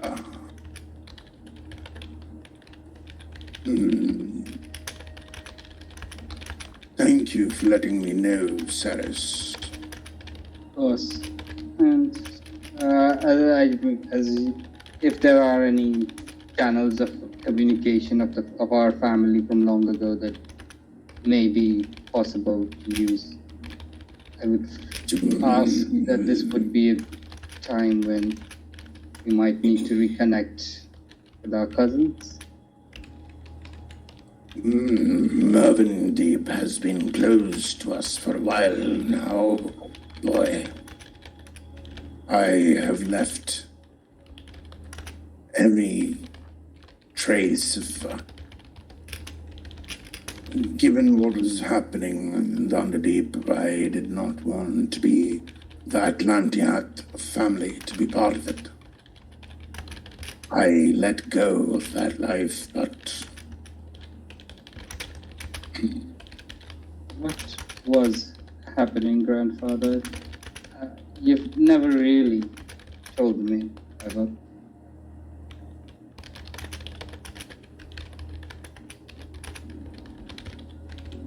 that is because I did not think you are ready. It seems the circumstances have forced me to be. That is the course of life, is it not? The tides and currents wait for no one.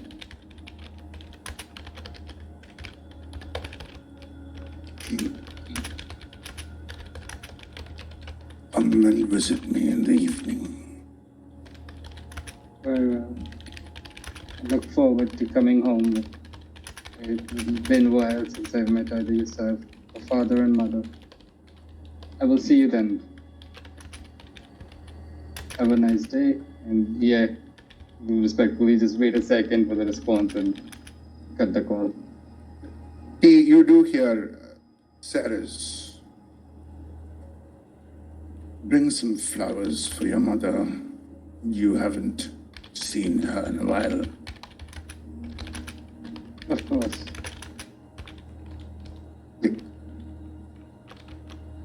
And he's going to go back towards his job, get ready, possibly send out a message towards Rory and the others, like we need to get up and we need a plan. Okay.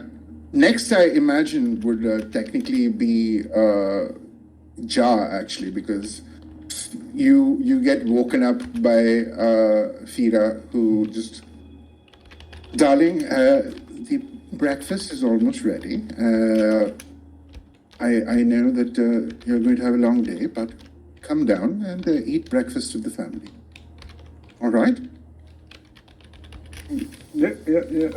I was about to make breakfast. Sure. Okay. She heads back down. Around that time, you do. Actually, no, you wouldn't have gotten it yet. You wake up. You are in your bed, and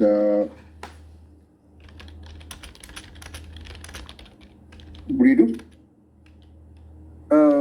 So as soon as I wake up, I'll take some time to kind of center myself, calm myself, and go through my training moves.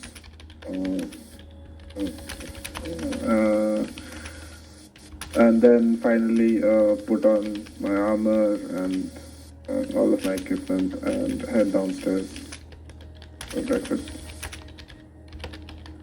You immediately kind of like, you hop off the second floor balcony, flapping down the central chamber of your house. And you can see that Jack and his wife are sitting at the table, slowly eating. Fira is has just brought in your breakfast plate and put it on the table. Jill is she is literally bouncing off the walls because she has her communicator and she's going, I got a picture of the Raven's Eye, I got a picture of the Raven's Eye. And she's just going boom, boom, boom, boom, boom, boom. Like super excited. She's sending messages. She's sending everything. She's just and Fira does just catch your eye and roll her eyes and just say, get her to the table. Yeah. I think first when I come down and see this, I'm gonna go to Zach and just hold his face, turn it around, and inspect him properly to see. I'm all right, Dad. I'm all right. I'll be the judge of that. And I complete the inspection. Does it look fine?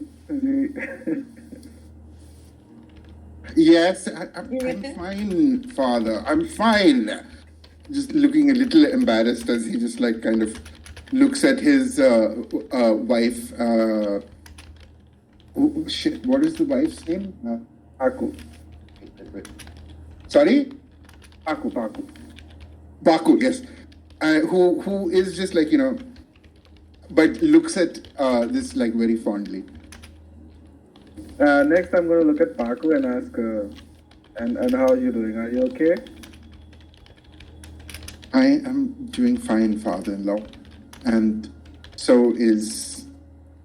She puts her hand on the stomach and smiles up at you. Is Zeal's husband here? I don't know. Oh, okay. So yeah, I'm gonna then turn towards Fira, give her an indulgent smile when she says, asks me to get Zeal to the table, and look at Zeal and says, yes, you got to see your idol. That's great. Now it's family time. Get back to the table, and like I said, I'll get you an autograph. I was going to ask you to roll persuasion, but at that there's a homing missile impact on you. And really, do you promise? Dad, you promised. You said that. You can't take that back. I'm going to get a autograph. We already went through this yesterday night.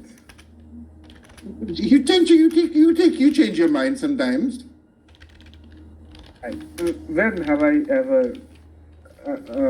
Okay, let's have breakfast, and I'll put some stuff on her plate as well. She begrudgingly sits down, but she is scooping a spoon, but with one hand she's still on her messenger. Yeah, go start just idle chit chat. How's the shop doing? Does that move into non-work, non-emergency, non-crisis mode family time. And at that, a little after you just finish your breakfast, you get that message from Ceres on the group text. What was the message? It was just that, we should probably meet up to make a plan. Meet up with Rory to make a plan on where to go from here. Is it our location? I guess it's if it's in the group one, it's the same place wherever we talk about work stuff. So I think you did just it'd be obvious that I'm just calling everyone to Rory's office or wherever it is we usually do our meetings, which I assume is Rory's office. I mean, technically, the Hands headquarters does have its own commissary where you do have it's a kind of mess hall kind of situation. There are tables, and your group, that is generally where Hands come to meet and plan and stuff like. So it would be the commissary of the Hand. Oh, yeah, in the commissary. So once I finish everything, get the text, I'm going to let the family know that I'm going for work now and carry on. Okay. Percy, you wake up. You have a bit of a head pain in the head as you look at the empty bottle that is now lying on the bed, just open. He hides it. And you wake up. What do you do? Percy's having a little after the day that was. She's having a little bit of trouble getting out of kind of getting her day started. So she spends half an hour just staring at the ceiling, doing nothing. Then she kind of okay. So how many hours has she clocked in? Firstly, given that her trance got in. Okay, fine. So she has some time to spend. So she's going to kind of slip out of her house and just to unwind and shake off yesterday, please, for a bit. Yeah. Then kind of goes back. Okay. And yeah. So then she just kind of walks. So she goes home, greets her dad. And I'll be quick. Okay. She says, despite everything that we talked about yesterday, you do remember my request about the rare items auction, right? What was that about? Yeah, what? Are you trying to get me to buy you something again? Yes, I am. Fine. When is it? Wait, when was it really? I forgot.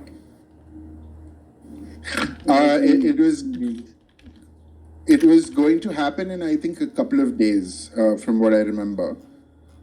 Right? Okay. Yeah. Note master. Checking. It was a few days. Yeah. Yeah, few days. Let me just confirm. Auction sale. It was 1st of November. So that would be in technically 3 days. Yeah, okay. So she says, 3 days. And then she says, I killed an aboleth. I think I deserve something for it. My dear, you never do not deserve something. And he just kind of smirks at you. And at that point, but then an almost sixth sense comes to him and he sits very quickly, and starts eating his breakfast as there are armored footsteps as your mother enters the room. So Percy's again going to kind of ignore her and step out of the house. She wants to make a detour to the temple. But before she does that, she texts Phoenix. She messages Phoenix saying, are you okay? Please tell me you're okay. Because if you're not, you have no concept of privacy, you sick fuck. You see that it's essentially in the thing that it is Not sent read. and received, but read. not read. Oh, okay. Yeah, okay. So as And I'm deciding... around that time, you get the group text from Ceres, and Ja also replies. And you've now messaged Ja. You messaged Phoenix. So now you can reply to the thread. Yeah, so I'm going to reply saying, is Phoenix okay? My messages are not being delivered to him. Not read. Will we check in on him first? You don't know where he's. Yeah. You are Pause. Rory. At Rory. Do you know where Phoenix lives? What did you think? What did you mean by sick fuck? What did you think Phoenix was doing? We don't want to think about it. Is the point. Yeah, exactly. What? We don't want to think about whatever it was that Phoenix wanted to do in his little private time. So you heard static and thought it was private time. Okay. I mean, God, at least could have cut off, you know. That was the thing. Dude doesn't even. Dude leaves his phone on while he makes out to his girlfriend, kind of deal.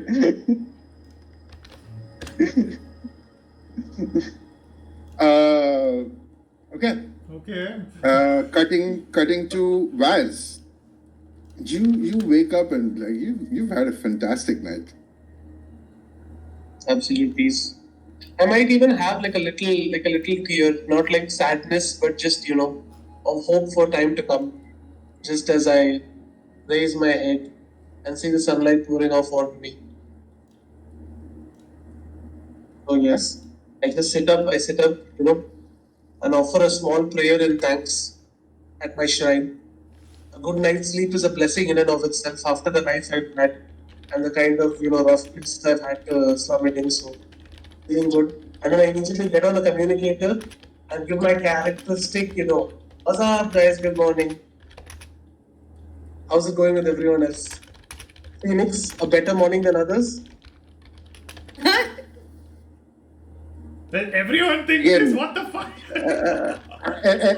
Again, I'm like, morning good. it says it's like the rest of you received this text at this time, but we will now cut to Nihilus.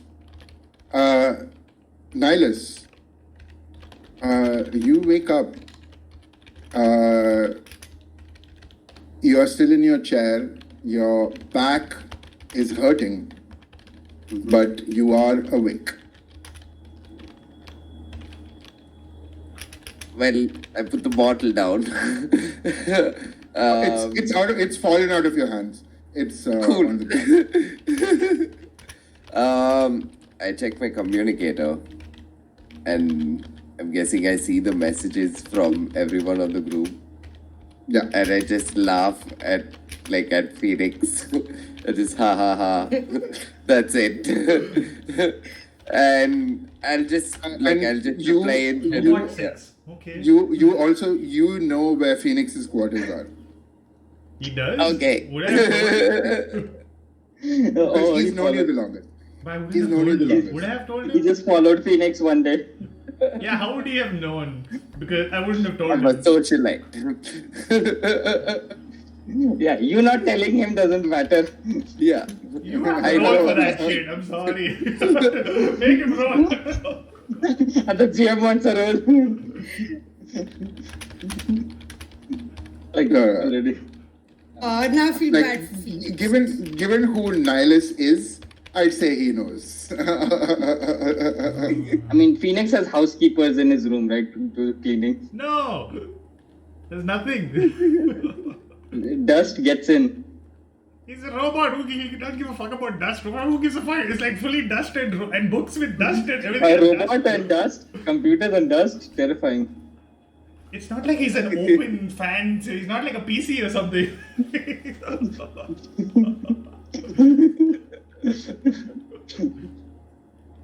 Okay. But yeah, now you are all awake, except for Phoenix, and you are all messaging. Now you can message and talk. But also please make furious typing motions.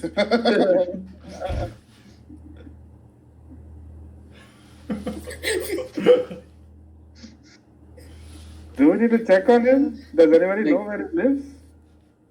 I'll think, reply yeah. back and I'll be like, I could check on him on my way. Okay, let us know if help is needed. Yes, we can. One of us can come along. I think We're he's nearby. going to be fine. It's Phoenix. He probably went to sleep. Oh shit. A string of laugh XD emojis just shows up.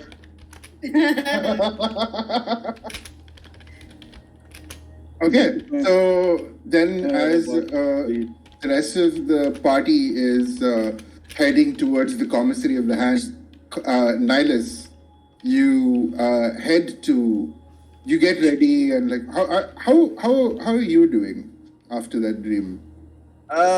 Quite fucked up in the head, but I try to just suppress all those emotions. And right now I'm like, no, I just need to focus on everything at hand. It's not gonna let things in the past steer me away again. Not again. And I just keep repeating that to myself all the way till I get to Phoenix's place. You ring on the door and there's no response.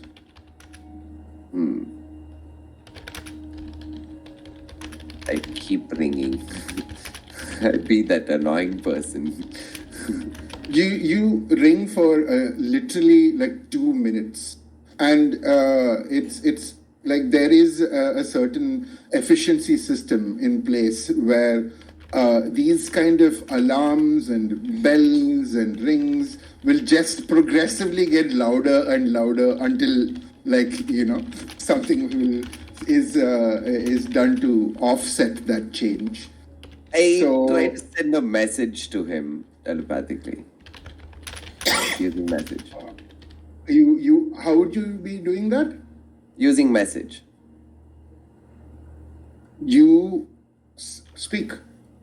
So using message, I'll just be like, Phoenix. No, so I completely forgot about that. Like you know that he doesn't can't know, but he won't gently get. be accessible.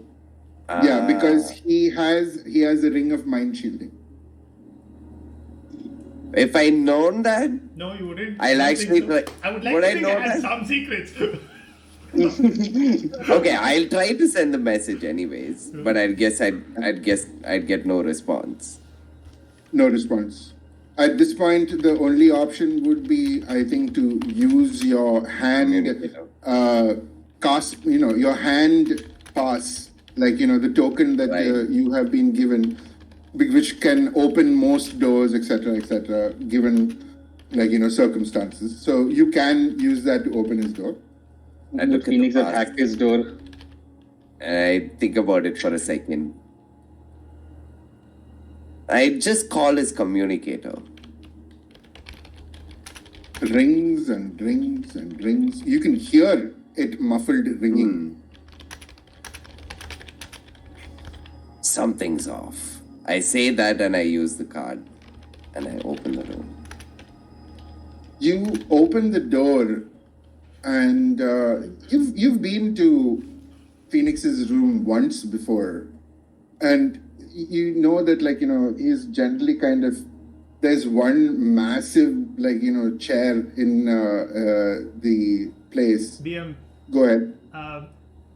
if I could interject, I probably wouldn't have invited anyone. I mean, Nihilus, I like Nihilus, but just for sake of enough.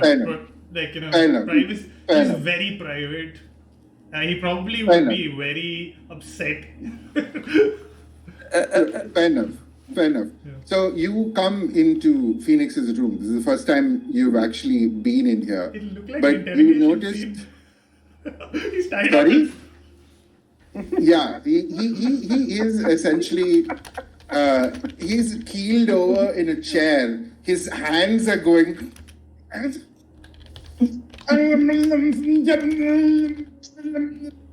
That's all that you Still? see coming Shit. from Phoenix. I'm still doing that. Fuck.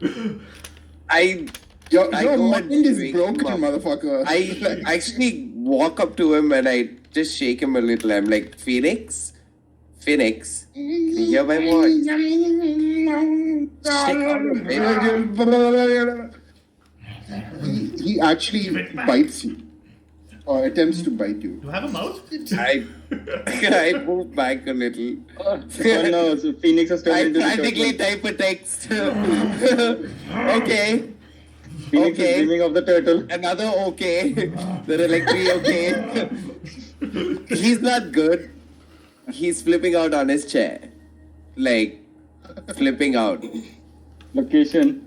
Okay. As I'm assuming we rush over to wherever Niall I is would there. send the location. Fuck off. Yeah. Yeah. So why? Fuck all of you. Kill all of you.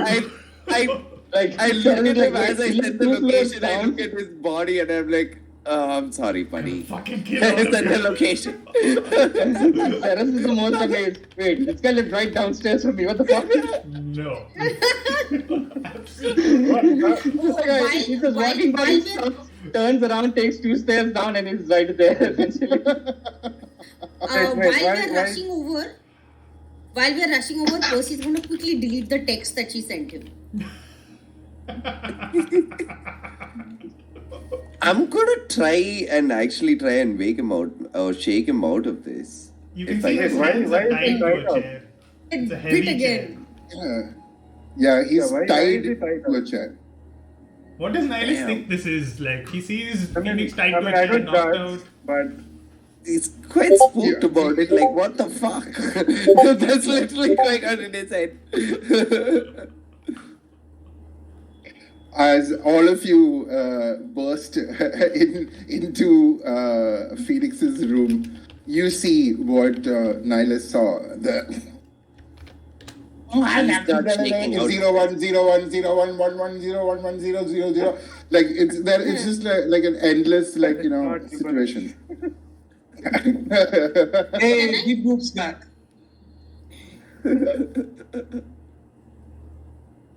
Can I do a perception? Can I do a perception check to see if this is something healing hands will help snap him out of? Give me first. I'd say okay. There's a combination of things that you could do at this point. Give me an okay. I'll ask for single rolls, right? One person give me an Arcana check. One person give me a medicine check, and one person give me a perception check. I'll do the perception. Try Arcana. You're muted, Baz. I'll do medicine. Cool. Okay. Give me your rolls, folk. Can they also roll intelligence But, checks to see if they think it was an 9 investigation or plus something? 4 for a 13 25. on Arcana. 13. Okay. 23 on perception. Medicine 25. 23. Nice. 25. Okay. With your rolls combined, you We summoned generally Captain kind Planet. of understood that you generally understand that Phoenix, whatever happened here, happened with himself, by himself, to himself. You have an idea that there was some spell involved, and you also understand that his mind it's broken. Like you have never seen a Warforged be like this. But like it does kind of seem like something that potentially a greater restoration could undo.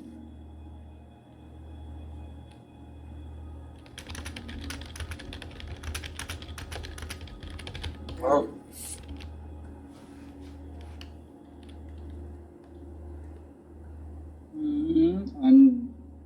And you said magical effect, right? Then I'm gonna try dispel magic on him. Would yeah. It is also that. It is also a magical effect. That is also one thing that you get. But yeah.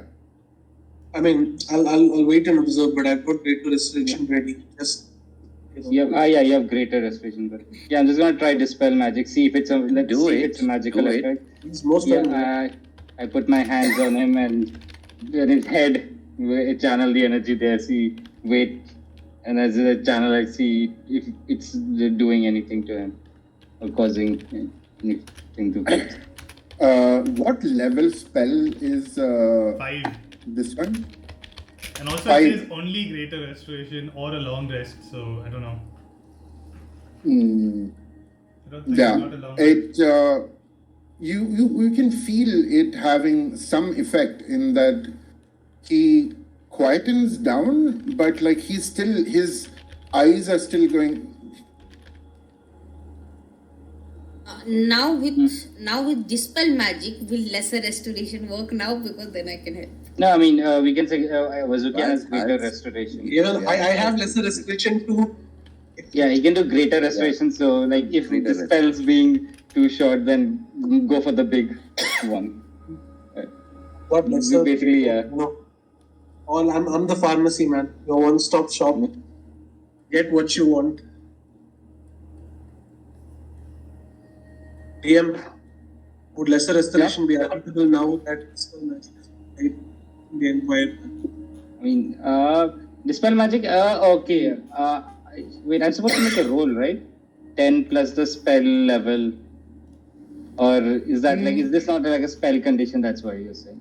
It's a strange kind of magic. You Okay. can feel that like whatever active like connection was there.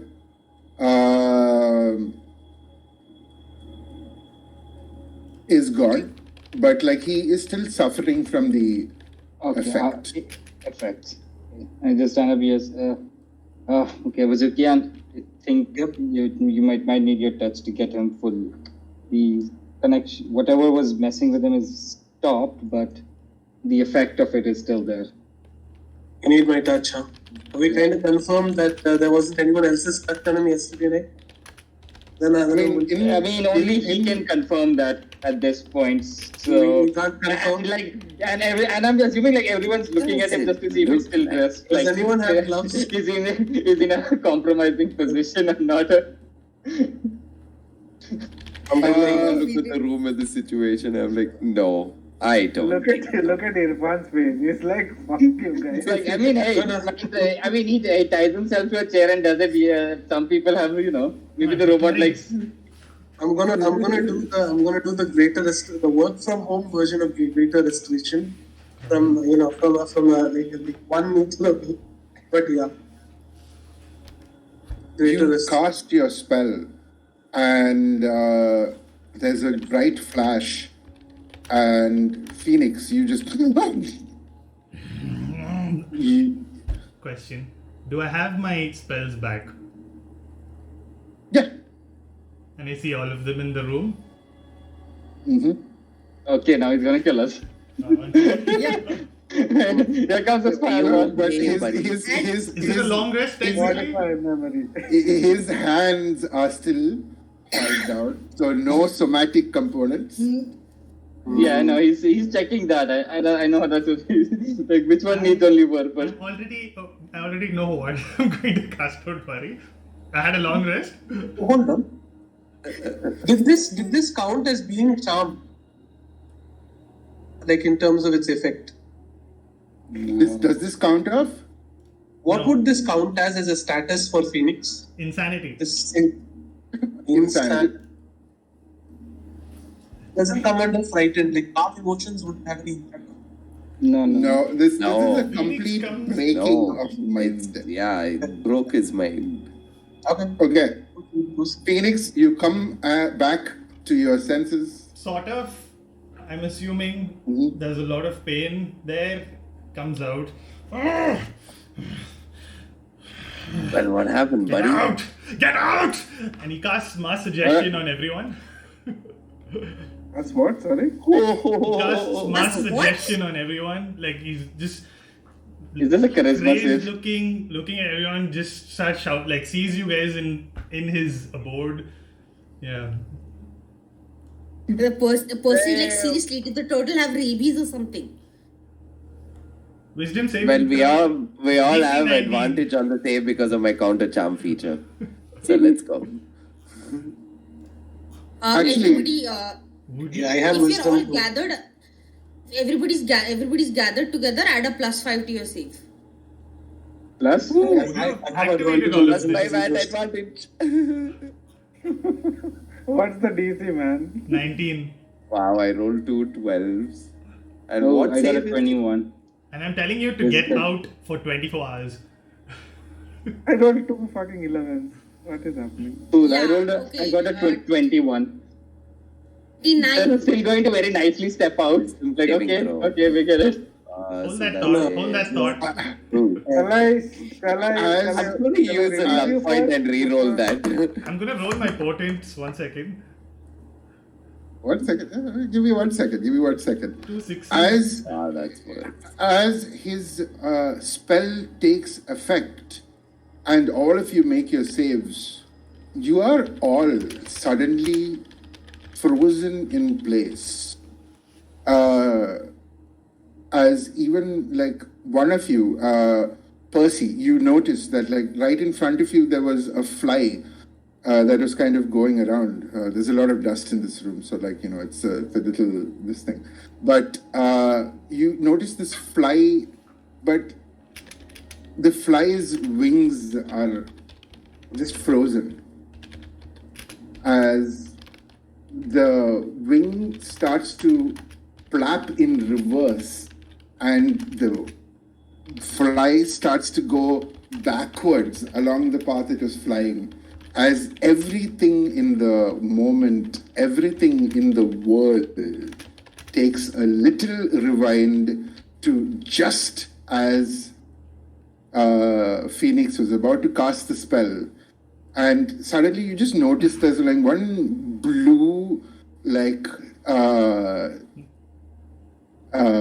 feather that is just kind of like pressing forward and has pressed down onto Phoenix's head, on his forehead, and none of you can move. Like all of you did kind of like move back into that place as the hand just goes as appears this very weird thing that you notice. None of you have seen this before except Felix, as the ephemeral axe beak just kind of like, no, this won't do. You script breaker. And he just like, just like, you think you didn't, I from what I know, you don't want anyone to know that this is your place, is it? Okay. I was like, then he just turns to the rest of you and is like, don't worry, I've calmed him down for now. And have fun. And he just kind of like, takes one like swig of the glass that he's in and puts his sunglasses down, and he stretches back onto the desk, the beach chair, and he's like, carry on. I didn't mean to interrupt too much. And he just pop out of existence as time flows back into the moment. And in this moment, as Phoenix's madness about to shout, get out,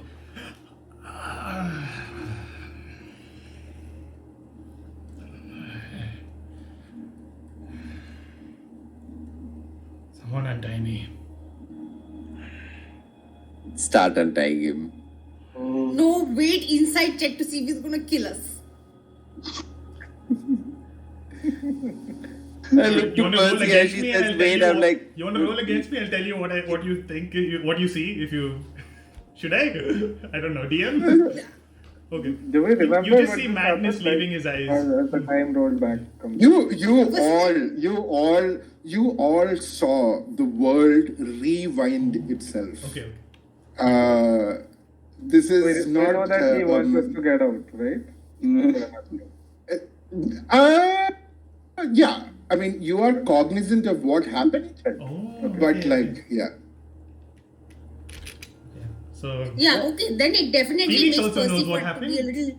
sorry, Phoenix also knows what happened, or was he still in madness? Like, No. He saw what you also saw what all of that happened. but now I you have saw come to your my spell. senses. Okay, now I come to my senses Yeah. though. I'm like, fuck, what did I just do? Okay, so yeah, it's just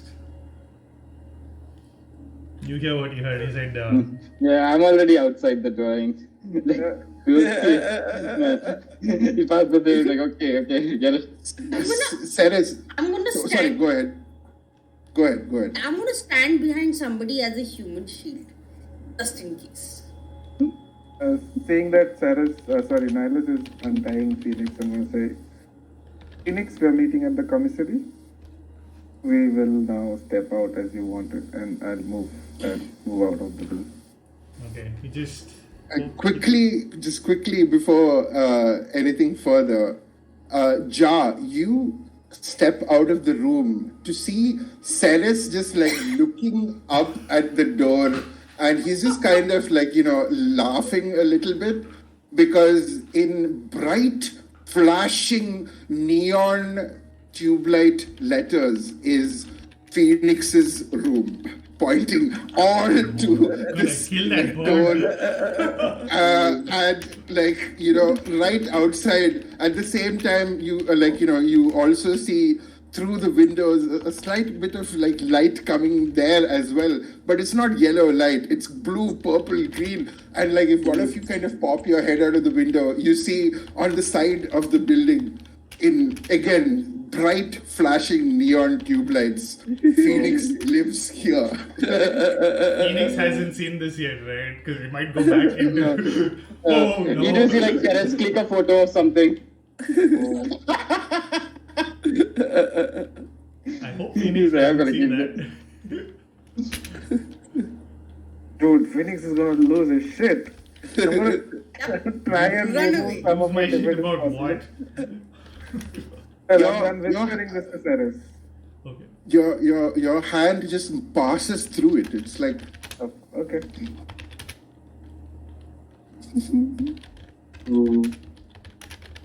Oh, it's all illusion magic. Okay. I'm still waiting to be untied, and he's just. I'm motionless. untying you. Okay, he guessing just you're he just like holds his head in his hands like he's got the worst fucking headache. What were you doing, Phoenix? Stop shouting. We heard noises. They all think you were up to something. I think not. I think you were having a quiet night. Nice. And I looked at the rope Well, in my not so hand. quiet. Nihilus, please stop shouting. Questionably. Yeah. Nihilus, please stop shouting. I don't know. I thought I was the one who went through a bottle. Cool.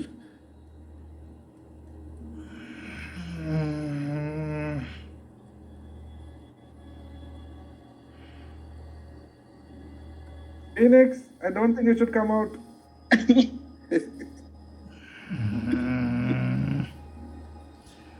I think I fucked up a spell. How bad? It happens. First fight, I blew myself in the face, man. Okay, That's limited. please leave. I'll join you later. Okay. Okay. Okay, Take leave your him time. alone.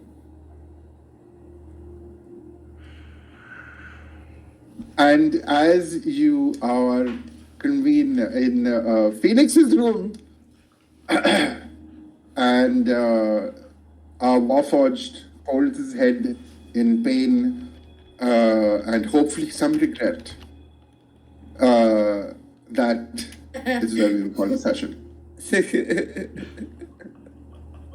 Yo.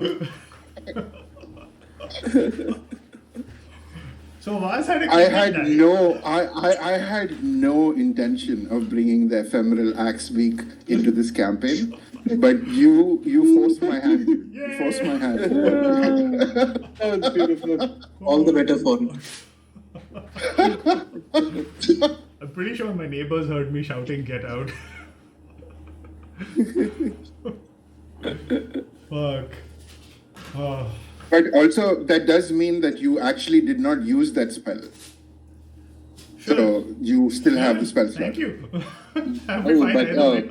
this is after we did our spells. Okay. Okay, hey, this Would they have Phoenix is gotten back back. their spells? Sorry? Would they have gotten back their spells with all the reversing? When did I he? didn't use any spells. Oh, he stopped it at mass suggestion, right? Not before. After after they brought me back. Okay. Yeah, but like, to be fair, at that instant, at that exact moment, the world pauses as you are just like, "Gah," and like, that hand just pops out and just like flicks, like just taps Ceres and Vaz on their foreheads and is like, sorry, I forgot, and like pops back in. And Still gonna kill him, but you yeah. have you have your spell slots back. Amen. And because I honestly, that was not supposed to be used up. If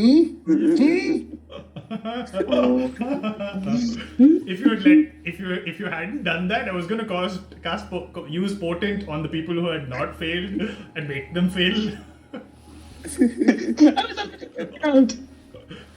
We have friends like these, no?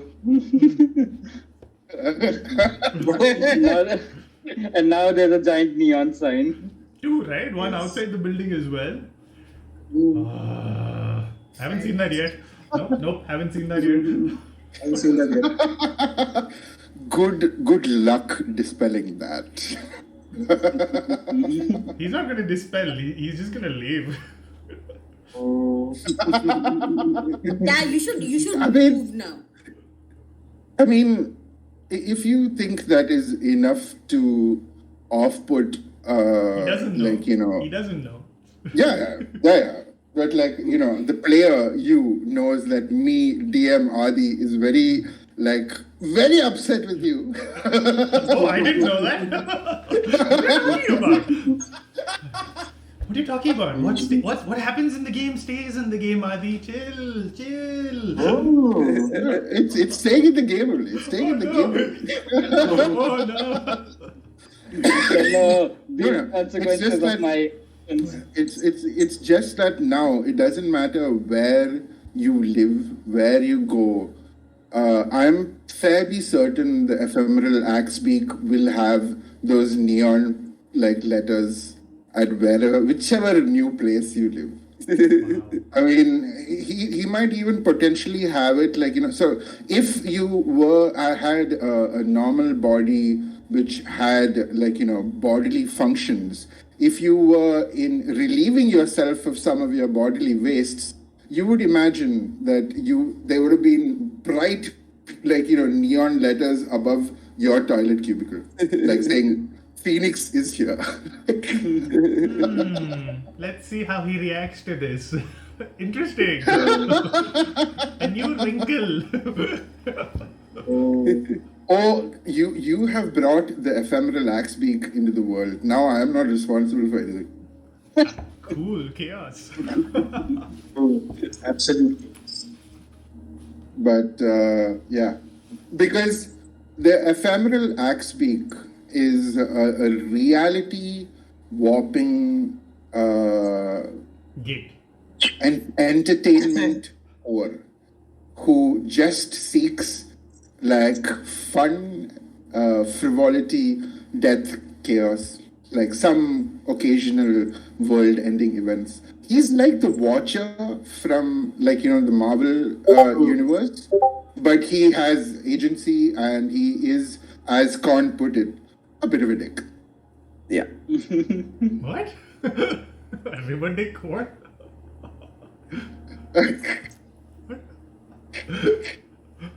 Oh damn. But yeah, GG guys. You finished your first long rest. Yay!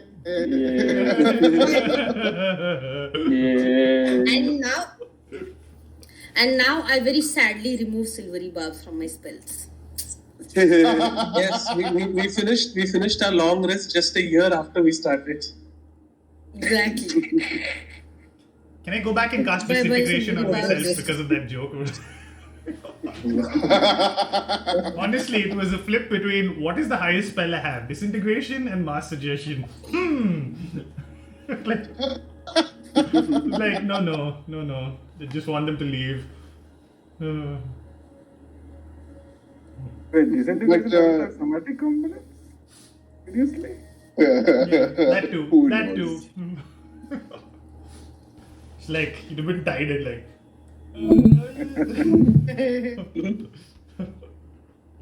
Yo. But GG folks, GG.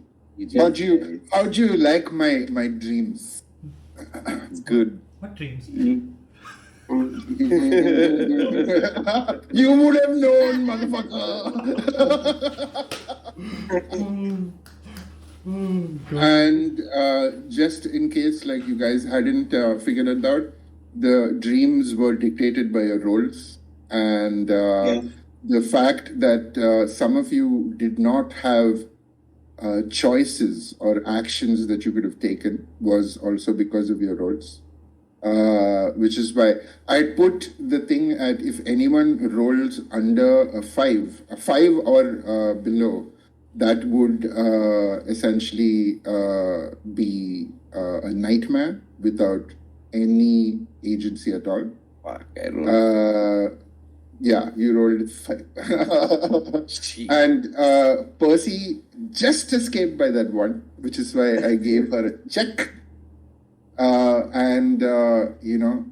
We will never know what Phoenix's dream was. Like, you got some broken, little angle perspectives into it, but it was a very broken mirror of a dream that you got. Wait, Vaz's dream was good because it sounded he was insane. It suited. I wrote it for Dragoon's Vaz. I wrote it for Dragoon's Vaz. Sorry, not the dream actually. Sorry, it was the part where he goes into his apartment and he's like, "Hey everyone, I'm back." And he's going I mean, it's not delusional. It's depressing. Crazy and tragic. Yeah. Crazy and tragic. There you go. That's what I'm going. Yeah. Tragedy makes It was very nicely done, dude. Like, I'm actually going to say because of that, because I was reminded of that. You get an inspiration, Vaz. Can I have that You get from an a pre-existing inspiration? Yeah. I already have inspiration. Or then it just gets overwritten. Sorry. I'm assuming I you. should have given it to someone. I don't use my inspiration. So He should. No. I But have that was inspiration. Does this mean the that you're reason taking that it you got away? that. The reason that you got that was just that little moment. It was a small little utterance from you, but it was very impactful in terms of a viewer's little window. It's a little vignette that gave a lot of body and depth to Vaz as a person. So, I mean, I'm just you know what? I'm just going to make it a little more difficult for you guys. Vaz, you can choose who to give your current DM inspiration to. There we go. Drop mic. Mic drop. I can do that. Now who's he give it to? Is it going to be me? Does this mean that you're going to take the inspiration away from me for annoying you today? Because I still have yours. The whole irritation is it's just like for the moment. I was just like, oh my god. No, I was seriously hoping that you'd make it bloody. Right. Oof. I was so hoping that you would make it because I had written a nice scene for you. Oh well. I thought you were hoping to. Like Oh, everyone yeah. was like, "Look at the DM. He wants you to fail. Like he's got that please fail face and stuff." I was like, "Okay." No, it's please don't break my game. Please don't break my game. Because, like, as soon as I read the description, I was just like, dude, ephemeral axe speak. And I'm like, no, I don't want him here. Intrusive God thoughts. damn. Yeah, it was an intrusive thought. Like, I'm really going to. Oh God, no. Oh no. Sorry, guys. Like, so I'm going to leave it to you guys. How much, like, I don't know, random chaos / Deus Ex Machina would you like? I mean, random chaos, yes. I am personally not much fan for the Deus Ex Machina, but it wasn't my brain in the line today. So maybe I'm biased. 40%, 40, 50. 40-50. Percy? I'm all for it. Let's do this. I meant by 40-50% of the entire plot. So there you go. I'm all in. Okay. Ja? I'm in for randomness, but frivolousness, I like maybe a little less. Fair enough. Cool. Irfan, I know what he's going to say. Corn, you have had the most experience with the ephemeral axe speak. How much chaos and how much frivolity do you think is coming? Because while he can seem frivolous, the ephemeral axe speak is not. I don't know. What did you think from your experience with the axe speak? For me, it's always been chaos more than anything. And that was fun. But like, so this is it's a good point because like, so TK, what did you mean about frivolity? Like, what was frivolous about it? Like randomness was like bringing the time back and kind of making the spell not happen. The signs were kind of, it appeared frivolous to me because it didn't add anything like, to the whole thing that was going on. So that's what I mean basically. Fair enough. Hey, you got the juicy story without the consequences. That's basically what just happened. I was like, Would the axe beak be on par with or butt heads with the Raven deity? I'm kind of glad because I was like, fuck, if we cast this and this is on them for 24 hours, that fucks up the day, and that's not what Phoenix actually wants. I mean, we could have just fucked off from your room and done shit. It's not that big a deal. Or just next time, just politely ask, please leave. The second time round, he realized and did that. The second time round, he did want to do that. It was just the first time, nah.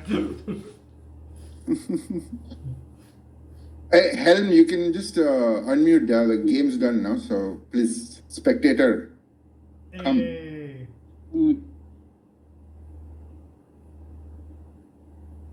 Still speaks you in want, gibberish. On point. Maja, Helm, what do you, as a spectator, think of the ephemeral axe speak? Oh, Jesus fucking Christ, that's... Half the time I did not know what was happening. I don't know where you guys are, what is happening, but then as far as the mood goes, I think it was... Mailed. I think it is a laugh riot. It is serious. I love the way the characters are in their character when they have to be, and also they throw you certain curveballs where you have to do much more than what you have prepared for. And then that improv is fucking. I've always loved. and then I always like that since the time I joined, and then like 1 hour passes, and then you're all there sitting straight up, and then right after the break, you start like fuck this, and you start pulling out fucking joints.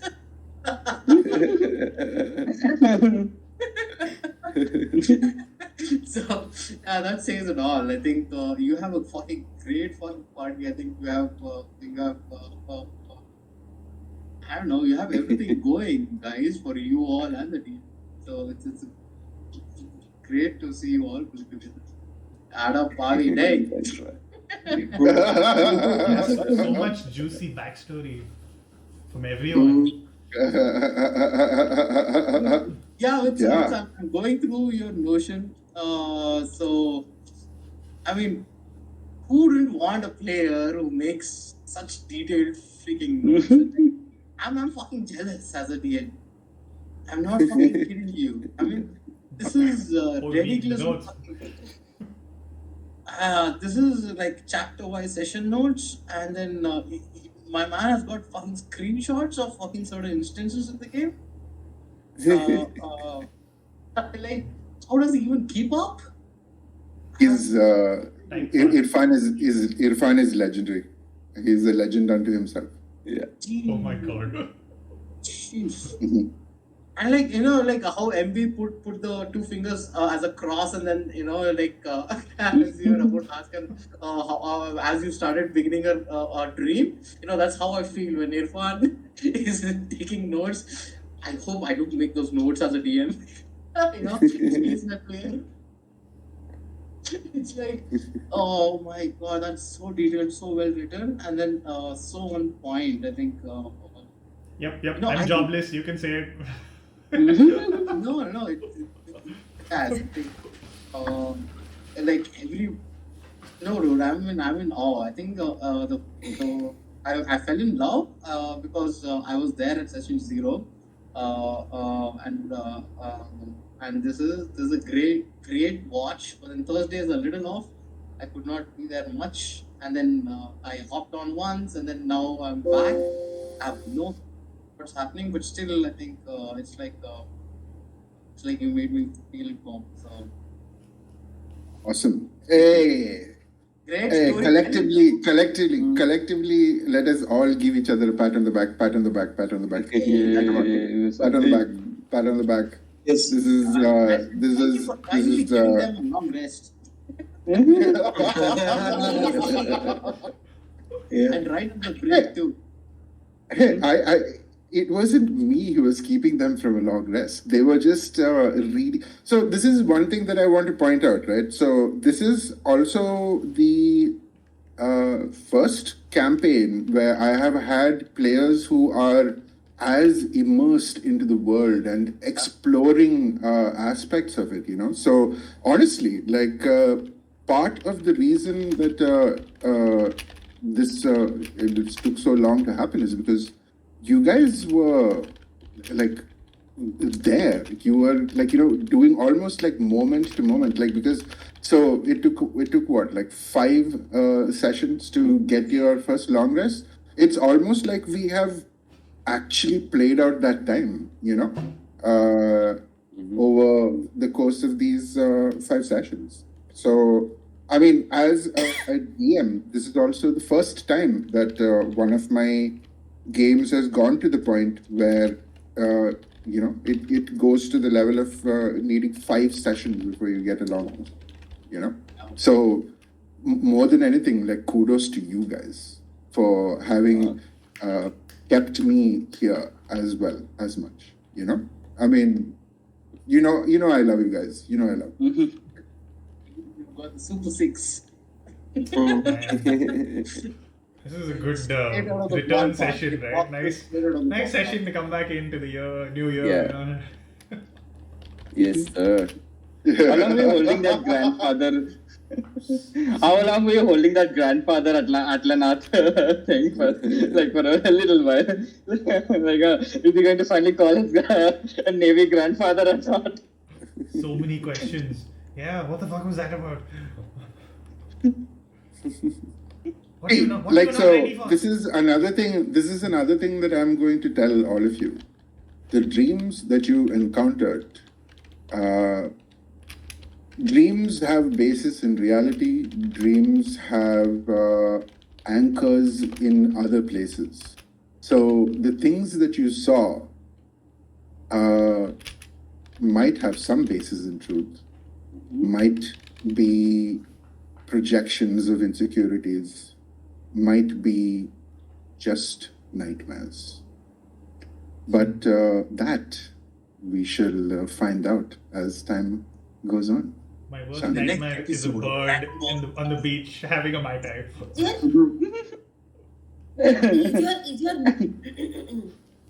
Is your morality / sanity clause active right now? Okay. Oh, yes. Yeah, okay. Okay.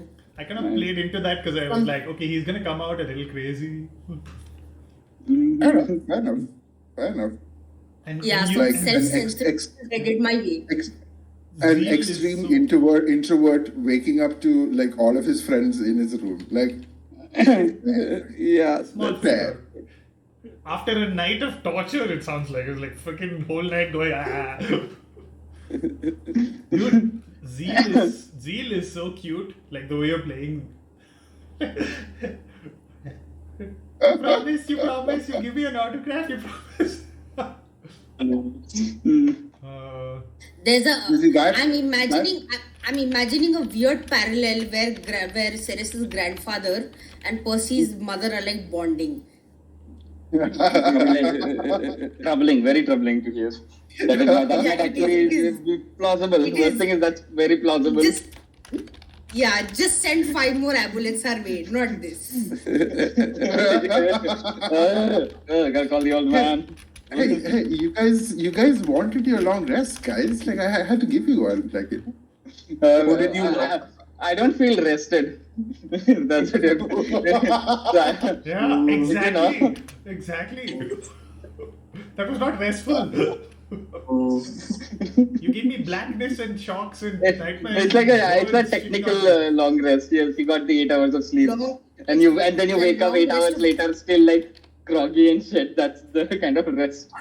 Long I rest mean, of wait, terror. that sounds familiar. Isn't that like daily life for all of us? Like,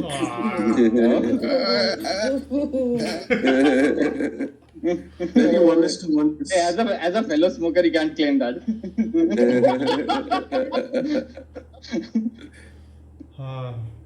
And was Yukan lost a daughter? That was like holy father. There's more. There's much more. What about Nilus's dream? That is like some sadistic shit was Yeah, going what on was there. that? Yeah. What do you think, Nihilus? I mean, Nihilus never talks about why he left. Remember? Yeah. What were they And, eating in the bowls? What was that? No. I know what Vaz knows what they're eating in the bowls. I was like, ugh. Oh, that was specifically because of some reasons. yeah. Which dragoons would have picked on, because so technically I hope it's Axburn. technically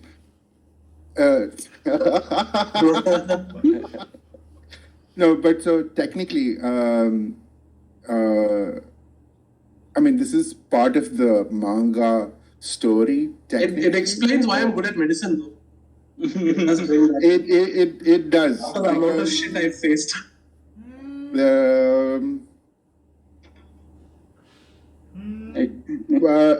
Dragoons, roll me a d20, please. Okay. There you go. Yeah, sure. But let me do it in the proper place now. I totally forgot we have a dice roll stuff. Exclamation mark before the R, right? 14. Not too bad.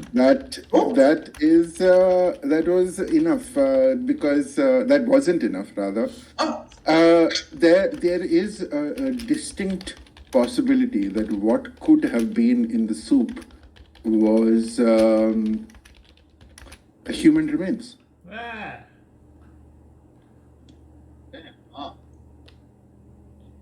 Silence. But even there is context and there is backstory, even though it's from a manga. but I have to bring it in.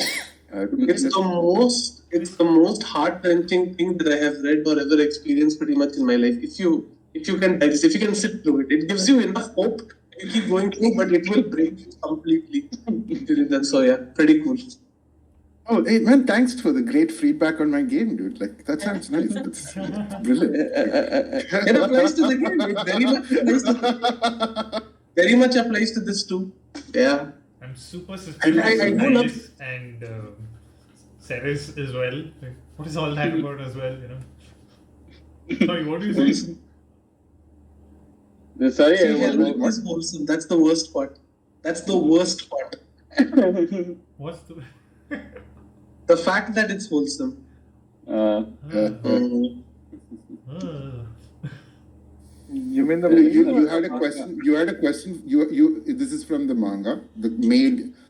From the Abyss, right? It's called Made in Yeah. Abyss. Made in Abyss. Sorry, yeah. No, but Irfan, you had a question for Psycho. Did I? Yeah, sorry, I missed it. I think you're asking me or asking something about Ceres. Yeah, Ceres and Nihilus both are like sort of seemed like they've been pushed away from Mervyn Deep, right? I'm not from Yeah. Or from the deep. Nihilus is not. Nihilus is not from the thing? Okay. Like he's from. I mean, at some point, yes, from somewhere in the ocean, Nihilus. Is it? Like that much as much as somewhere. Yeah, I think that would be as much as even you've told Ceres as well. Like yes, you're also from the deep originally, but not where. So many questions. So, I did give you a name, Con. I did give you a name. Yep. So you have a name now for that person, and I didn't explain about her. So I did slip in, like, one little thing, which was I as I was writing it, I was like, oh, and like, so that flash of sound, like, Yeah. and finally, because you hear it coming from her strained and weak voice, as it is the last thing you hear from her lips. Gallus. God damn it.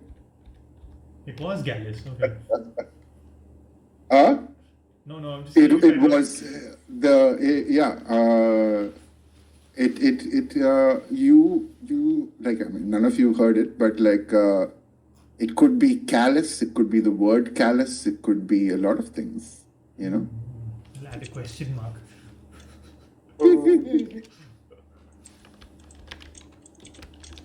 Oh, that is so much.